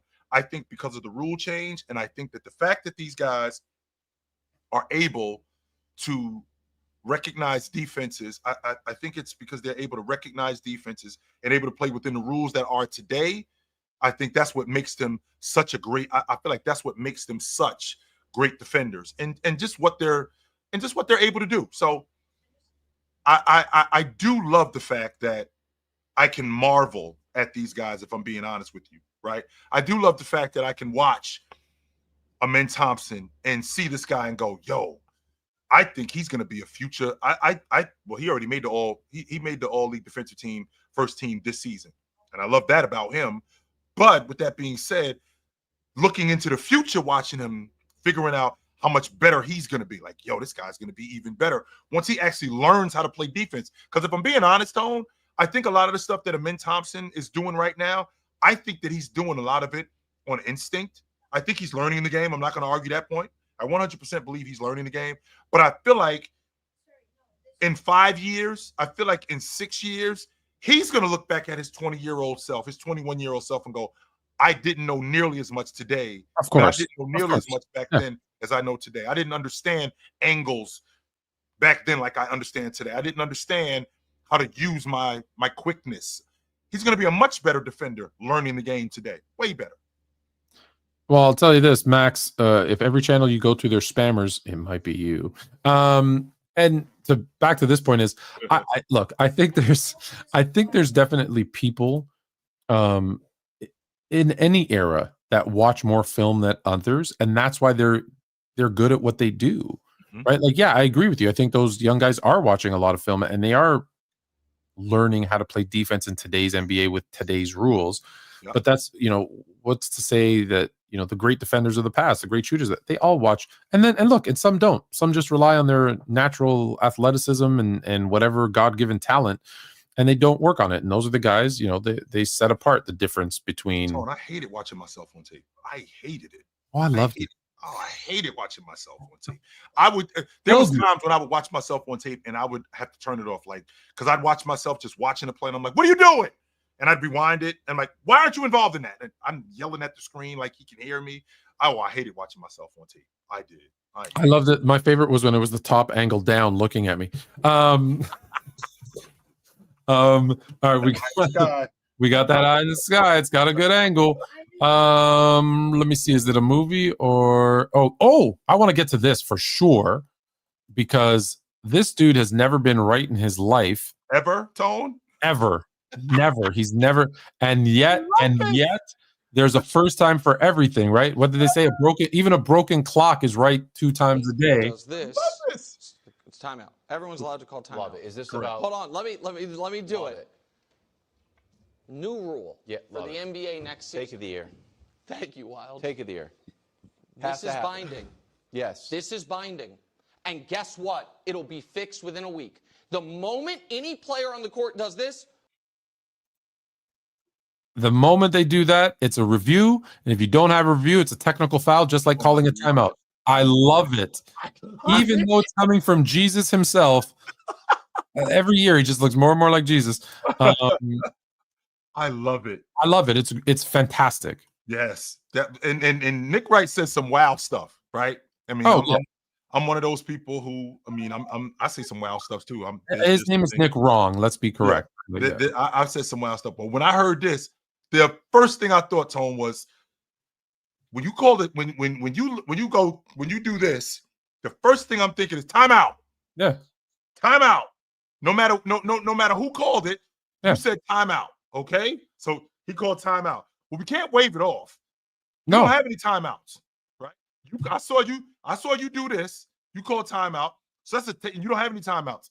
Technical foul, white 12. Sorry, Chris Webber.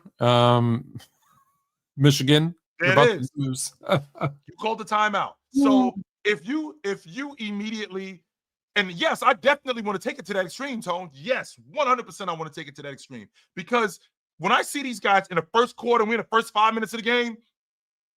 Okay, review it. 5 minutes in. That's nuts. We literally just got into the game. Okay, sure, review it. So when we get late into the game and we get into the third quarter and we got a nip tuck game, or your team is on a run and you're on a 7-0 run and you're trying to keep that momentum and they clearly hit the ball out, right? And if they clearly hit the ball out, with them hitting the ball out, now you don't get to get it back. Why?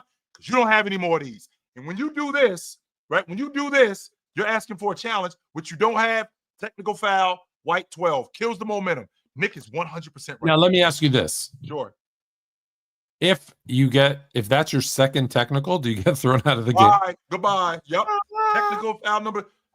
Technical foul, white 12. That is his second technical. He's out. Yes, Tony. You just made the list. 100%. I love this idea. And I'm not a huge Nick Wright fan. I do like Nick Wright, but this right here, he got it right. He 100% got this one right. Of course you like Nick Wright. So yes, we all agree on that one. I don't even think that's a debate. I think everyone's just like, yep, that makes complete sense. Oh, yes. So box plus minus. I forgot. You had asked what's the difference between box plus minus and plus minus. So plus minus is the points scored by your team minus the points scored by the other team when you're on the court. And it creates a positive or that's a negative. The one I do understand. Yeah. Okay. The difference. So you'll understand box plus minus because the only thing that box adds to that equation is the fact that is just points. Box in box plus minus refers to box score. So it includes points, assists, rebounds, steals, blocks, turnovers, fouls, minutes played, and it's based on a per 100 possessions. So it's really just an estimate of kind of the impact you have on your team. It's still not great. Think about it. A guy like, who was that guy that had like all the zeros but Tony Snell. Tony Snell. Yeah, no Tony points, Snell, no rebounds, no assists, no blocks, no steals. Yeah. So Tony Snell could sit there and get 0 blocks, 0 steals, 0, 0, 0, 0, 0, 0, 0 for 28 minutes, but he's playing on a team with LeBron and Luka who go off, for each for 30, and 8 assists. And Tony Snell's like, I've just been running some cardio. This is awesome. And he did nothing. So does that make Tony Snell a great guy? Now, you have to do that consistently over the course of a season and stuff. So people are going to say, wow, you're right. But my point is, if it's flawed in 1 minute, it's flawed for 100 minutes. And so it's better. It's better than the alternative.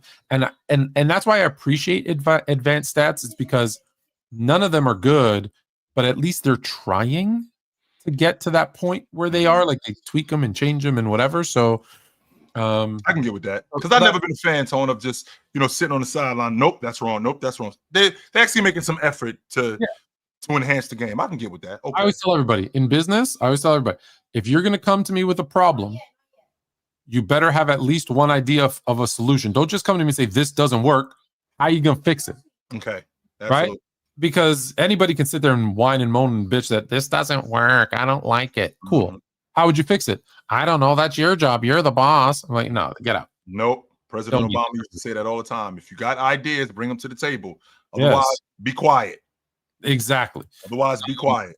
Let's jump back quickly. How are we for time? Okay. To that OKC, and then we're going to talk a little bit about the Knicks and the Pacers. Yep. Well, I don't care. I never cared. I said this before, like, in terms of the label, I don't care. I never cared. I said this before, like. Can I ask you a question? Just hear him talk. Listen to him talk for a second. Who does he remind you of? In terms of the label, I don't care. I never cared. I said this before, like the voice. Did you close your eyes and listen? Close your eyes. I don't care. I never cared. I said this before, like I don't know. I get this kind of like cross between like Kobe and Kawhi. He's got like this quiet but deep voice, kind of, hey man, you know what's this? And I'm just like, it sounds like, I don't know that that's how he really talks. Yeah. I don't buy it for a second. Right? Like it's one of those. You remember MJ in '86 and then MJ in '96? That ain't the same dude. Yeah. That ain't the same dude. It's two different voices. And like, remember in '86 there was like a lisp. There's like that little North Carolina twang in his voice, and then by '96, like, well, hey, how's it going? he got civilized then, Tone. Yes. He did get civil. He was a country bumpkin in 1986. Yeah. You know, he had just got out of college. He still had hair. You know, he was driving a Corvette. I mean, we got to 1996. You know, he's got a suit on now, and everything is effectively and a game of basketball. Like, wait a minute, Mike. I know you did go to college, and I'm not going to argue that point. But sure, but you sound way different today than you did. It's a little bit different, but yes. But I get it. It's okay. The point of this is, sorry. First, let me address. I apologize. That Toronto accent is so terrible, though. There is no Toronto accent. That's a bold-faced lie. What is a Toronto accent, Tone? I don't know what a Toronto accent is. There isn't one. There's a bunch of these dumb kids who are talking. I don't even know what the hell they're saying anymore. They've come up with some weird slang in this accent. It's not real. It's fake. It's picture just someone trying to talk like someone else. Yeah, fam. Hey, fam. You want to go down to the area, fam? That's not a Toronto accent. But anyways, I digress. It's very annoying, to be honest. The Jamaican's different. Jamaican's very different than it's the slang. They're not using Jamaican slang. They used to when I was young. There was a lot of Jamaican slang. That's different. When we were like, "Y'all may have vaccine," like that's different. That they don't talk like that anymore. But anyways, story for another day. Sure. Free throw merchant. This has been debunked so many times. So sick of hearing the show. And I will say again, I say this every time someone asks me, shame on Doris Burke. You should be fired. You should be fired. Let me say it again into the camera. Whoa. Hey, ho. Fired. Oh, hang on, Tom. For pushing this narrative. I don't like her anyways. I think she talks like she has marbles in her mouth. I am not a fan of Doris Burke. Wait a minute, Tone. That's not fair because I dig Doris Burke. I'm a huge of course you do. But I don't care. Okay. She should not have said he's a free throw merchant. No. Okay, that's not what she said, Tone. What she said was, this is why people say he's a free throw merchant. That's what she said. That's the same thing. No, it's not the same I didn't say it. No, that's the same thing. This is why people think he's a free throw merchant. And that's like saying, hey, no offense, those are ugly glasses. Just because I said no offense, it's no offense. No, they're not ugly glasses, by the way. They're nice. And me saying no offense does not take away from me being offensive. Her saying that's why people say, no, you're endorsing it then by saying it. Well, here's the thing. She said it when he was clearly trying to get Rudy Gobert to foul him, which he did, and it worked, right? And obviously she didn't appreciate the foul, and that's why she said, right? She said, quote, this is why, and she said, this is why people say he's a free throw merchant. And like this right here, she said it with hate, you can tell. Yeah. This guy right here, this guy right here, Bappa is his name. Tone, don't egg him on, because he's the same guy who says, quote, we gotta, when we hold you guys accountable, you won't even get on the stage. You won't even come on the stage, but you want to hold somebody accountable. You're the same one who wants to say what you think this means instead of what it actually means. The play happened when Shai was going to the basket against Rudy, and he was trying to get Rudy to foul him, which he did, and Doris Burke reacted to that, saying, quote, this is why people think he's a free throw merchant. She did not say it with hate, because if she said it with hate, it would have sounded more like, this is why people think he's a free throw merchant. See what he's doing? No, she didn't say that. No. I agree. She co-signed on it. Let's since we're bashing women, let's switch gears to another one. Indiana Fever. The Indiana Fever tickets have dropped by 42% since they announced Caitlin Clark was going to be gone for 2 weeks, from $137 on average to $80. Two things I want to mention.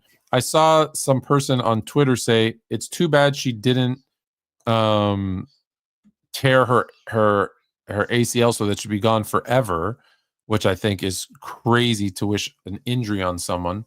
The internet can really suck sometimes, Tone. It really can. People are horrible. Two, the WNBA is about to get a very, very, very, very, very, very, very cruel wake-up call when they see their ratings over the next 2 weeks. And you can call it whatever the hell you want to call it, but this girl is talented, she's entertaining, and she brings people into the seats, and she doesn't do anything. She doesn't do anything controversial in the sense that she's not the one out here saying, you know, Angel Reese looks like that character from Ice Age, and she can't make a shot, and she shoots like 20% from the field, and she went 0 for 8. She's not the one saying that. It's other people who say, I wish she got hurt and she missed her whole entire career. No.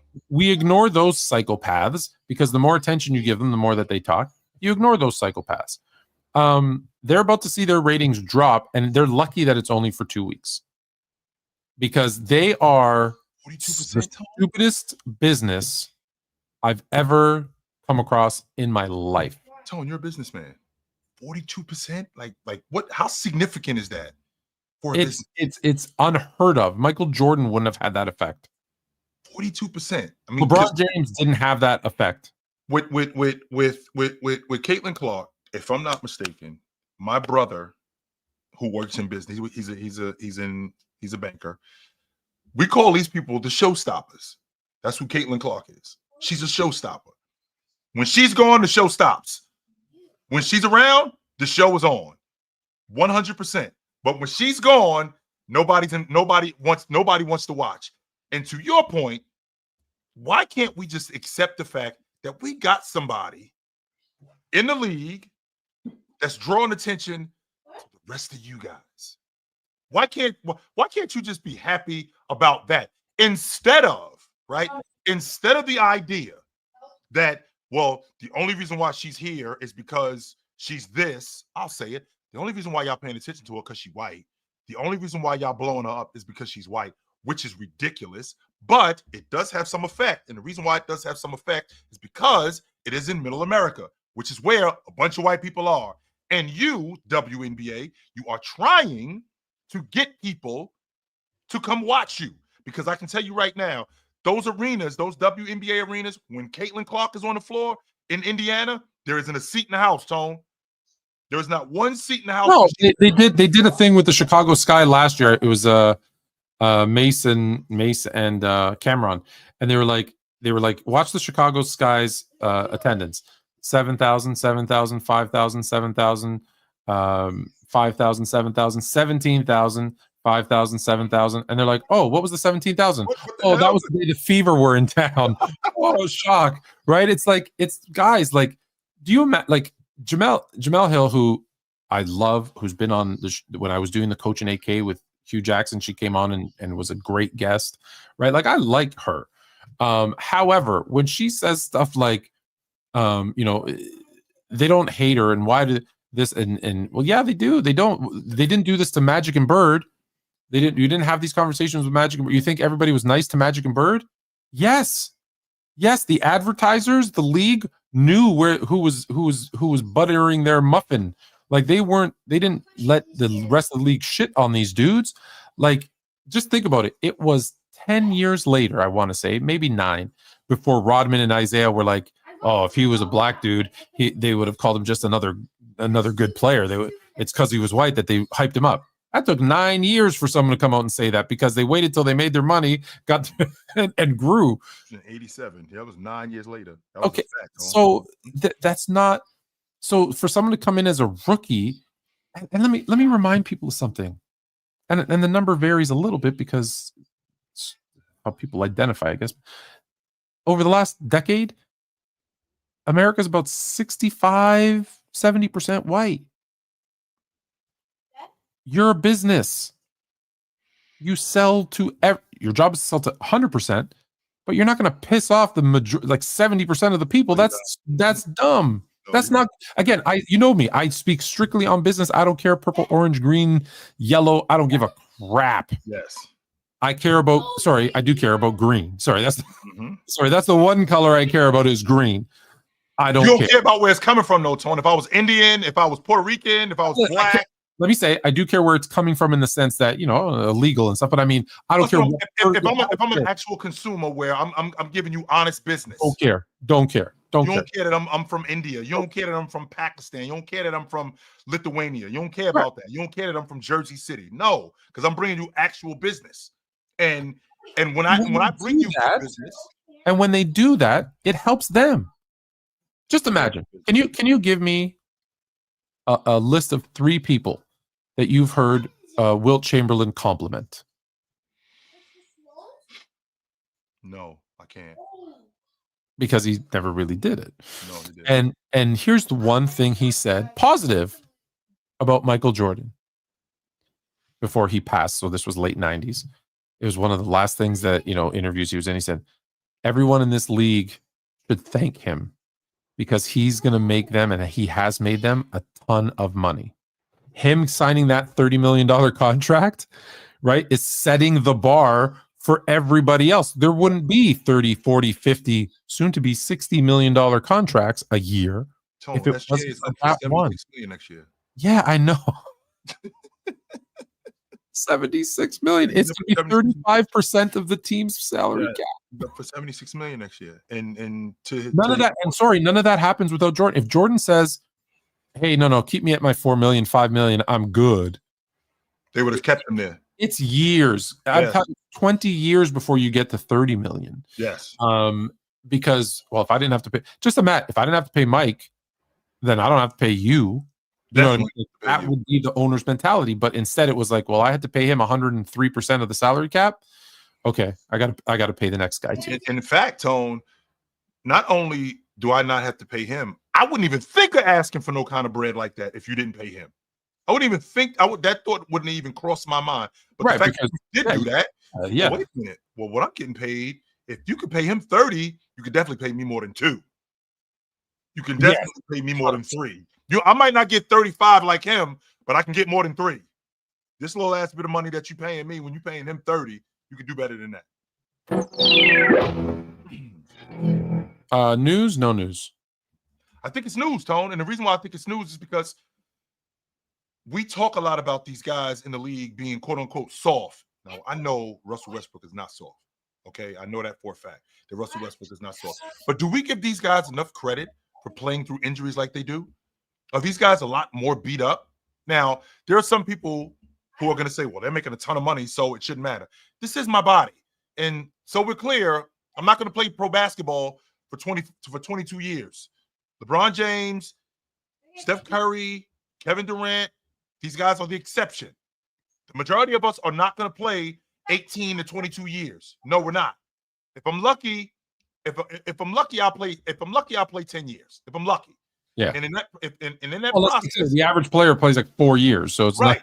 If I'm lucky, I play 10 years, right? So in that process, I'm gonna go through some injuries. And yes, I'm gonna get paid, but unlike guys like Russell Westbrook, unlike guys like LeBron James, I felt like this during the lockout. Tone, I need my job. I don't have a $150 million Nike deal, right? I don't have a clothing line. I don't have that. I'm a 5th or 6th guy. I need my job, and I need to stick around for as long as I possibly can. And those are the guys who are getting beat up. Those are the guys who are fighting through injuries. Those are the guys who are playing hurt a lot more than we know. And I think that we need to recognize that without sounding soft, if that makes any sense. No, 100%. And it's always the guy that's, I think someone said it there. It's always the guy sitting on the couch who says, those guys suck. That guy's soft. Hey, pass me a bag of potato chips. Like, what are you doing? Right. So yeah, I think it's easy to call someone soft when you don't have to, like you hurt your back getting up from the couch, and no one's expecting you to run up and down a court and and like you call in sick for work because you have a hangnail, but meanwhile this guy's playing with torn ligaments in his knee and you're calling him soft. So he can't make a fist. He could barely make a fist because he's got torn ligaments in his hand. But he's got to play. He's got to go to work. Now, some people will tell you, well, sure, I'm a oil miner, or I'm a carpenter, so I go to work. Okay, I applaud you for that. And we respect you for that. 100%. Yes. I'm not downgrading that. I'm not looking at you sideways. But what I'm not going to do is I'm not going to not applaud this guy who plays basketball, who's busting his ass every night too, who's playing with a torn up knee, who's playing with a bad back. You know what? Here's all you got to do. You want to see what happens? Go look at all the old players. Go look at Phil Jackson, who can't walk in a straight line ever again. Right? Go look at Chris. Go look at Shaq's feet. Mm-hmm. Where his baby toes up here, like in no man's land. And I'm not just talking this sport. Go look at the hands of Chris. All he catches is touchdown Carter. This is what his hands look like now. Like there's just like the wear and tear. Just look up stats. The wear and tear just on people who are 6 feet and taller. The wear and tear on their hips and knees, like versus someone shorter, it's exponentially worse. Now imagine you're 6'6", 7 foot, and you put your body through that wear and tear. It's crazy. 85-77. 5 minutes left. Yeah, 5 minutes left in the third. What up, buddy? I do. Good night. Love you. Say good night to Joe. Good night. You. He said good night. If you didn't hear him, we're gonna have 2-3-1 series. If everything goes, if there's 2 teams that are 3-1, and this game is far from over because we've seen the Knicks. Do you know how many teams in NBA history have come back from trailing from 20 points in a playoff game? In the history of the NBA? 1. No. Well, no, you can't say 1. The Knicks have done it 3 times this playoff already. They're the only team to do it. No, it's happened, I think, 5 times in the 75 years. So you're down 20. Okay, I'm sorry. The Lakers have done it. The Lakers did it in the West Finals in 2002. The Knicks did it this year 3 times. The Knicks did it 3 times. So they account for more than half. Well, the Cavs did it too. I remember the Cavs did it. That might be the 5 or 6 of them, but it's at the end of the day, that's crazy, right? No, it's nuts. So 5 points is nothing, but I'm just saying if they both go 3-1. Yep. Did you invite them on? No, I did not. I mean, the Matrix Tone, I told you. No, I did not. I think someone clicked onto the wrong link, and I don't know how they got in here. We're gonna have I think you might be in the wrong space, my man. Yep. I think you might be in the wrong room, my man. I think you're in the wrong room, Jules. How the hell did that happen? That might be the co-host of the Hoopstorians coming out. So that being said, if OKC beats Indiana, let's assume that happens. Is the curse over? If OKC beats Indiana, I would have to assume so, Tone. Yes. If they get back to the finals, 100%. I would have to think so, because to lose a 3-1, first of all, to lose in the NBA finals, I don't think that was a curse, because I don't feel like they were ready. At that point. They were a young team. But then 2016 to blow a 3-1 lead, I don't think that was cursed. Maybe that was part of the curse, though. Put them in the finals too young, too early, and let them get beat and break up the team. I want to rephrase that, Tone. Yes, I do think that they're cursed, because Seattle got their team stolen from them. Yes. They are 100% cursed. Yes. And if they end up winning the NBA championship, the curse will be lifted. Yes. All right. SGA will break the curse. This seems to be the new rivalry right now. Rich Paul versus David Falk. I don't know. The easiest way for me to say what I think, they're both, I was about to cuss, they're both wrong. What are your thoughts? I don't really know what's going on here. I do know, I've heard that David Falk has said that, LeBron was able to cherry pick his team when, but Jordan wasn't able to do that. Even though David Falk is the mastermind of getting he was behind getting Xavier McDaniel out of New York. He was part of that. 100% he was part of that. So when you're talking about being able to cherry pick, okay, James took control of his career. Jordan 100% could have taken control of his career too. Jordan is on record saying, I would like to see Phil Jackson as the general manager. He said that. This isn't a dude. He's complained consistently about the trades that Jerry Krause has made. Even though they were for the betterment of the crew, by the way. Like when he traded Cartwright for Oakland. Okay, but he wasn't perfect. No. Like when he drafted Keith Lee instead of Karl Malone, right? Like he's not, and I'm sure if I go back, I can find some stuff that didn't work. But look, he did a good job. He put a winning team together. Yes, there's no argument there. Now, did he break it up too early? 1,000%. They should have, I think they never got no one ever beat them. No one ever beat them, and that sucks, right? Like Boston won the title last year. Someone beat them this year. They're out. Like right. So, it's tough as an athlete to be like, I was on top of the world, and no one knocked me off the mountain, right? Like one time I just walked down it. So shame on Jordan for doing that, but we get it. What was going on in his life? The second time though, I was ready to stay up there, and no one knocked me off. I'm just gonna let Leaf know, if you don't take off the Packers jersey, you won't be allowed on camera. So just sorry, this is a Bears. Remember who you talking to, Leaf? This is a Bears fan you talking to, Leaf. So don't make crazy as you want. You're not coming on with a Packers hat on. That ain't fan that you talking that ain't happening. Nah, that ain't happening. The disdain Leaf that you got for the Knicks, it's worse. Yeah. So let me just say why I think they're both wrong.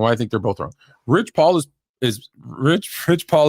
pushing his narrative for his guy, and David Falk is pushing his narrative for his guy. But is Rich Paul? You might have to remind me what Rich Paul said.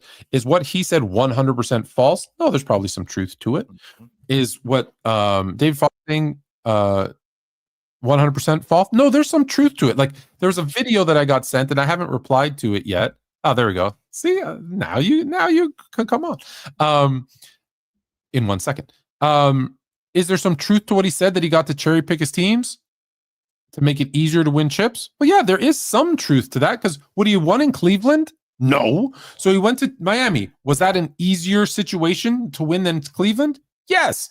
When he went back to Cleveland versus staying in Miami with a now, soon we find out, a slowing down, injured Wade, a blood clot Bosch, for a team that had young talent in Kyrie and assets to trade for Kevin Love. Sure, that was easier. Was it the easiest place to go to win? No. But was it easier? Yes. Was it easy going to LA? No. But once they got AD, a little bit. So there's some truth to it. Is it 100% true? No, but there's some truth to it. So that's all I'm saying. It's interesting. It's entertaining. But they're both right and they're both wrong. Yes, I can get with that. Definitely can get with that. So next week, we were going to do it this week, but we're going to be out of time, and I'd rather bring the guests on. So I sent in the link. We have a list of all. The only thing we didn't get to was the free agents. So I think what we'll do is next week we'll put together. We'll pick teams from the free agent list, and we'll create a team, and we'll see who's out there and who can build a better team. Yep. You actually didn't have to do that, but I 1,000% appreciate you, brother, for doing that. How are you a Bears fan, bro? How you a Packers fan? What are you talking about? You in New York? You're a Packers fan. Chill time. I didn't tell you that story. I didn't tell you that story how I became a Packers fan. No, you didn't. So when I was little, we couldn't we used to have Tecmo Bowl and Madden in the house. Sure. So I was the baby. I was the baby during the time before my little brother came. So we used to have to pick teams out of the hat that we wanted to run the season with, and then we had to follow those teams in the newspaper of the week of when they played, and follow those teams during the year and play the game as we was playing Madden and Tecmo 2 Bowl. So that's how I became a Packers fan. Okay, so here's my story. It's in blood, basically. I'm in Toronto. I'm in Toronto as a kid. We don't have NFL. I go to Chicago. I go to Chicago to visit my uncle, and he says, "I'm going to take you to And he says, I'm gonna take you to a football game, but real football, not like we play soccer because we're Greeks. So he's not soccer. And he goes, and not that 3-down crap that you play up in Canada. He goes, I'm gonna take you to a real game. And it's 1982 or 1983, 1982, I want to say. Yeah, it's 82. Mike Ditka, his rookie head coaching year. So I see Mike Ditka walking, chomping his gum. Walter Payton rushes for 163 yards, and they beat the Lions in overtime by a field goal. I remember it that vividly, and I'm like, wow. 3 years later, they win the Super Bowl, and they're the baddest defense ever assembled at that time. And now that's it. That's my team forever. And I'm loyal. Yeah, like it's sort of the same story as mine. It pissed me off ever since, but I was hooked. It was too late. It's sort of the same story as mine because when I became a Packers fan in '93, that's when they just got Brett Favre.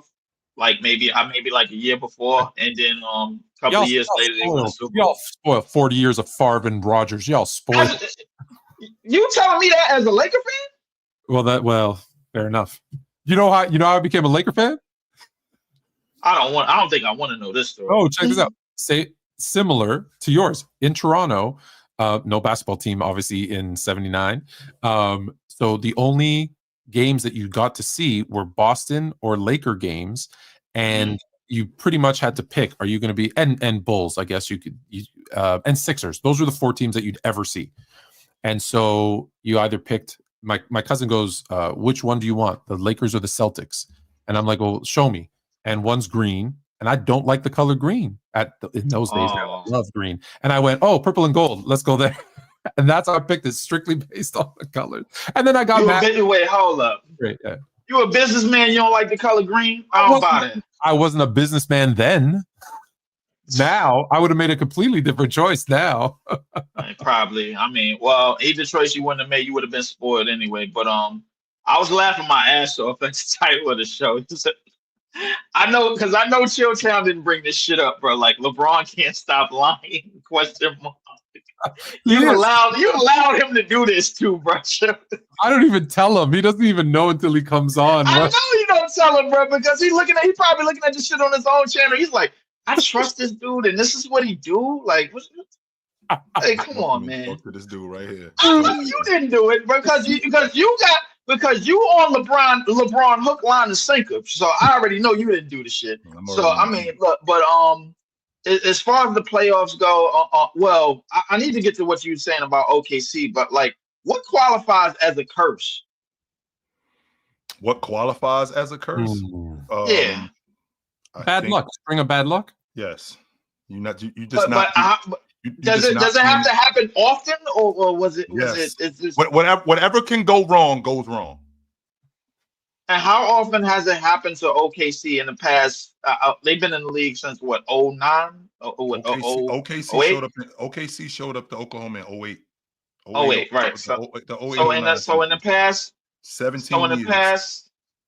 So in the past 17 years, what would you say they bad? Like, would you consider 2012 bad luck? No, I guess. I think the curse is that they'll never win a title. They were just young. That's just the curse. They won't win a title. They were just young. I disagree with it, but I like it because I like it. Listen. Me and you on the same page with something in terms of history. Well, I believe. Listen, if you've been in the dump, you're gonna stay in the dump, and that's where you belong. I mean, like I tell Bobby that every day about the Sacramento Kings, and I tell Knicks fans all the time about because of their behavior. If you've seen the stuff that's going on online, they out in the street, man, yelling obscenities and throwing trash on people. Okay, hold on. Because at first I was like, that's very classless, but then I thought about it. You're a guy in New York. And the Knicks just advanced to play your Pacers, and you're going to walk down the streets as they're celebrating wearing a Halliburton jersey? No, he kind of got what he deserved. He probably should have got worse. You know, there's a dude in Indiana who stabbed 2 Knicks fans. That's too far. Yeah, in a pizza spot. Oh wow! Oh wow! That I didn't know. That I did not know at all. But what I will say about OKC, as historic as they have been, all year long. I told Chilltown this series is over. It should have been a sweat. What I was getting to the other night, Chilltown, when I said they was about to do the unthinkable before they lost Game 3, or before the NBA tapped him on the shoulder and said, "Yo, we need to make it interesting," or whatever the case may be. What I was getting to is I was trying to figure out the last team that swept the conference finals in the finals. I don't remember who that was. It was the Warriors in 17. No, it wasn't. Who swept the conference finals and the finals? Yes. Who swept the Warriors didn't do it. The Warriors didn't do it in 17. They lost one game. Yeah, they lost to the Cavs. That's correct. And your cousin didn't do it in 01. He lost one game to Iverson. Yeah, in the final, the first game in the final. Swept the conference finals and the finals. Nobody had that I ever remember. Was it the Sixers in 83? Or did they lose the game? They ain't sweep Boston. They didn't sweep Boston. Right. No, They did. Milwaukee, they played in the conference final. They didn't sweep Milwaukee. They didn't sweep Milwaukee. So Fluent, you don't remember this? Maybe they did. Maybe they did sweep Milwaukee. Now that I think about it, I got to go look that up. Oh, you trying to? Fluent, you trying to think about it? I see Fluent trying to think about it because I'm trying to think of the last team that swept the conference finals and the finals, like that went 8-0. I don't think anyone has done that. I think. Listen, I put it to you this way. We all know the Minnesota series is over. We all know it. Right? I think it's over.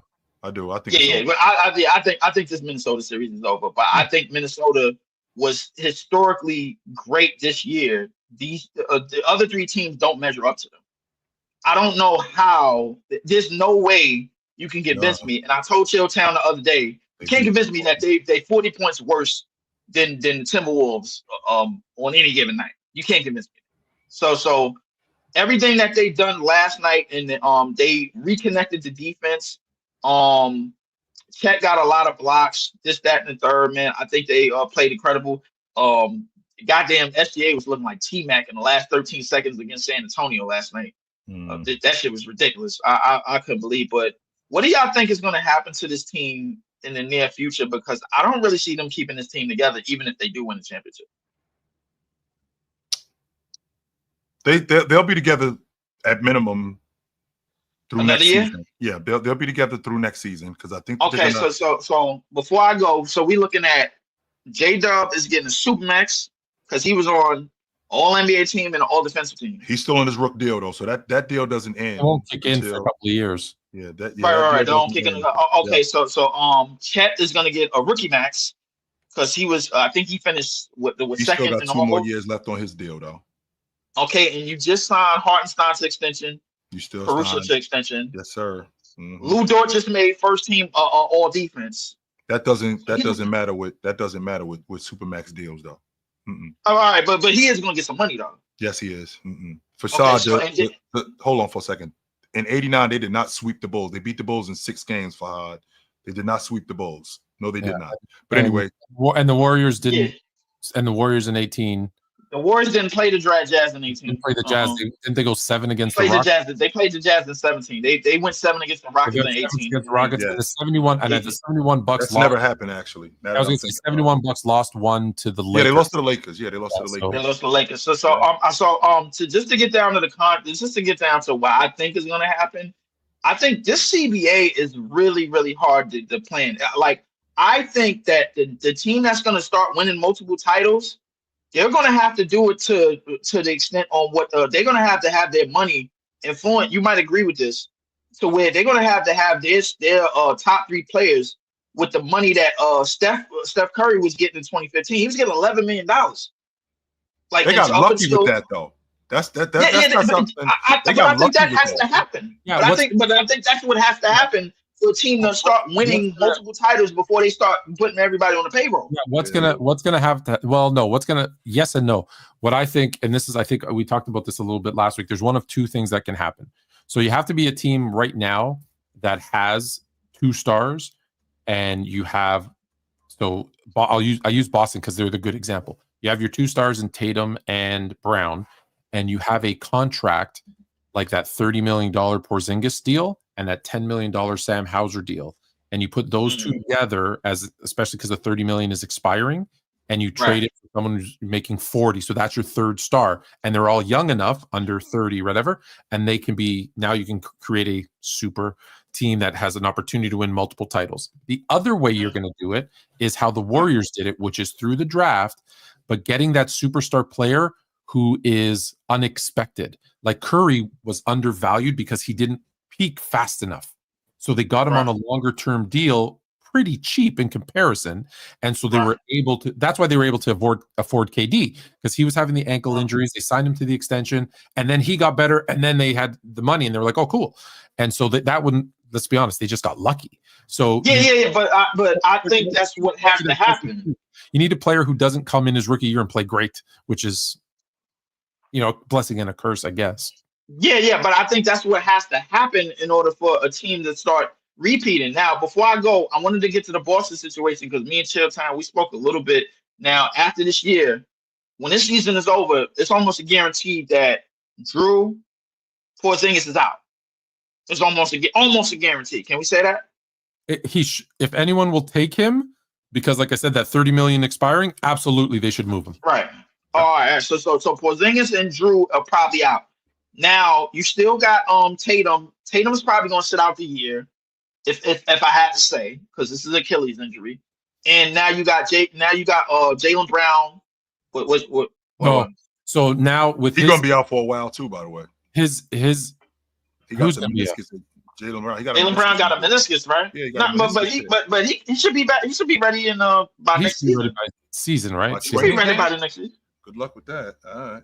But I know. Maybe he might miss training camp, but I think he should be ready by the season. Right? Tatum's injury, however, right now is 4 to 6 months, and he's already had the surgery.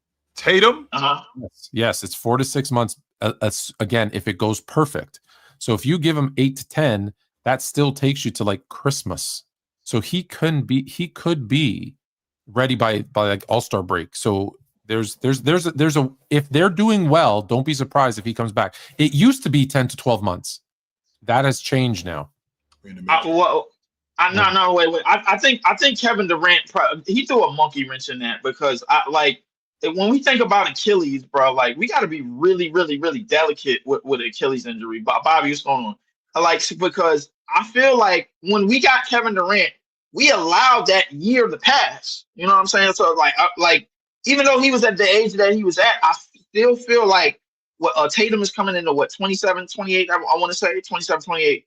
However old he's gonna be, you still got to be delicate with somebody that's coming in that doesn't really have that. They can shelve him for the year, and that might be the smartest thing to do. But by medical terms, he could be back healed in 4 to 6. That's why I say give him 8. But you're right. The best thing probably would be because we saw AD coming back too early. Because the last thing we want to do is him snap that thing again, and then he's finished. Exactly. That's what I said too. And I personally believe that him and Brown will not finish out these new contracts they got. They will not finish out on the same team together with these new contracts. Well, isn't there new ownership? I don't think so. Yes, they just bought it for $6.1 billion. So listen, it depends on them. Since we I know we got to go, but I just want to say one thing, Leaf, and I know you don't want to hear this. Is it possible that we have not 1, 2 3-1 comebacks in these playoffs? Hell no. You're not going to have one. I don't know. Get this shit over with, man. I want to watch WNBA basketball anyway. Get this shit over with. Stop doing that, Chill, brother. I don't want to do it, Leaf. I don't. No. Because you're sitting next to him. That's why. Because he believes. I've seen so much of the goofy shit in these playoffs. I've seen so much of the nonsense in these playoffs that it's ridiculous for me to believe that you can have 2, not 1. You can have 2 3-1 comebacks. I'm here for it. Chill. I know. Hold on. Before I go, it's all I 2 gotta say, Leaf. I ain't gotta say nothing. We gotta bounce. Before I go, it's only 2 reasons why you're doing this. 1, because you want more content and you can't get enough of the NBA. You need to be doing WNBA. You really have to know. And 2 is because you're sitting next to him, and he believes that some bad shit is gonna happen and some juju is gonna happen to one of these goofy ass teams. I promise you that ain't OKC. I promise you it's not. It's 3. You've seen it before. Listen, before I go, It's 3 small market teams in the Knicks. We all know how dumb they are, and we know who was the smartest team in the room. It's the Oklahoma City Thunder. Sports Fluent, you've been great, bro, but they are winning this whole thing. Stop with this 3-1 shit. All right, brother. Last word, 2 cents. Word. Yeah. You know I had to join the show. Hey, but let me say this. A lot of people are in the moment when it comes to stats and everything, and they crowning Jason Tatum and people like that, Brunson and stuff. A lot of these guys do it for 1 year, maybe 2. I'm like, first of all, the Clutch Award didn't just start this year. Okay, if he that clutch, he winning it every year and all this kind of stuff like that. Now they want to throw Jalen Brunson under the bus because the Knicks are kind of sucking a lot of times and they wasn't winning because of him, because people are so in the moment. We've seen this story before. Both of us, all of us are old enough to know. Have you seen Derrick Rose? Have you seen T-Mac? Have you seen Yao Ming? These people were so great. You like, they the best thing since sliced bread. And what happens is injury. They can't afford you. All this kind of stuff can come about. I let the people that don't know, if you want to play the casual role, that's fine. You think because he did SGA ain't just getting the league. He been in the league for like 6-7 years. Right. You know, Joker is the I want to look at him. I think about the pandemic when he wasn't putting up those numbers. He started doing that. That was 5 Say years again? ago. That was 5 Yeah, years that's ago. 5 years ago. But at the end of the day, is that what we're gonna do? If you was good for 4 or 5 years, you listen to what they're saying to these people. Oh, of course they're gonna be Hall of Famers for what they achieved. They deserve to be in there. But the way that they're crowning them is insane to me.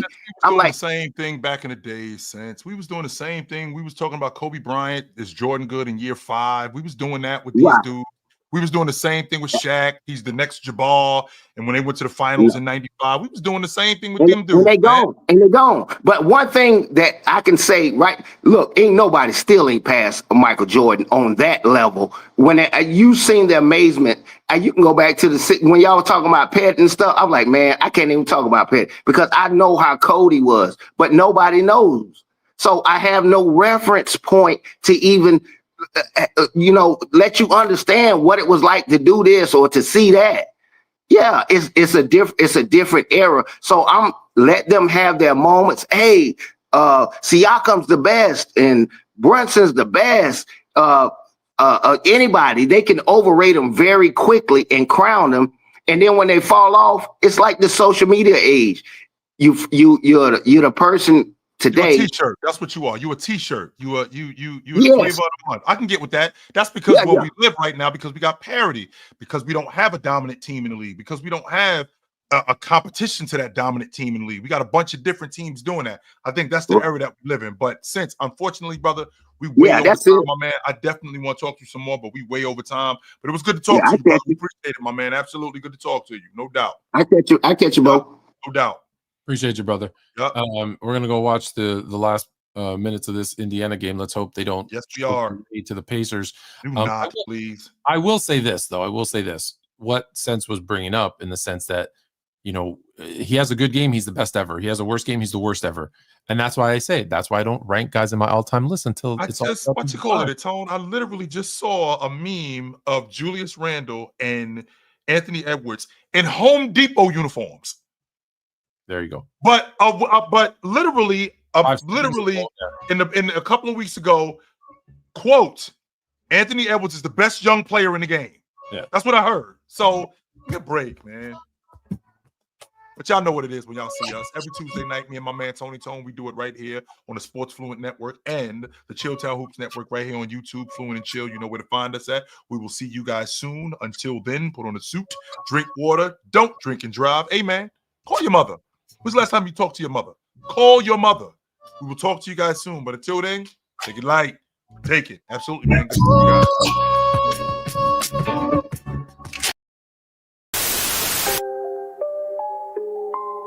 Canada. Put on a suit, drink water, don't drink and drive. Hey man, call your mother. It means nothing. It means nothing. No, they lying to you. It's about the money. Now you're more fluent.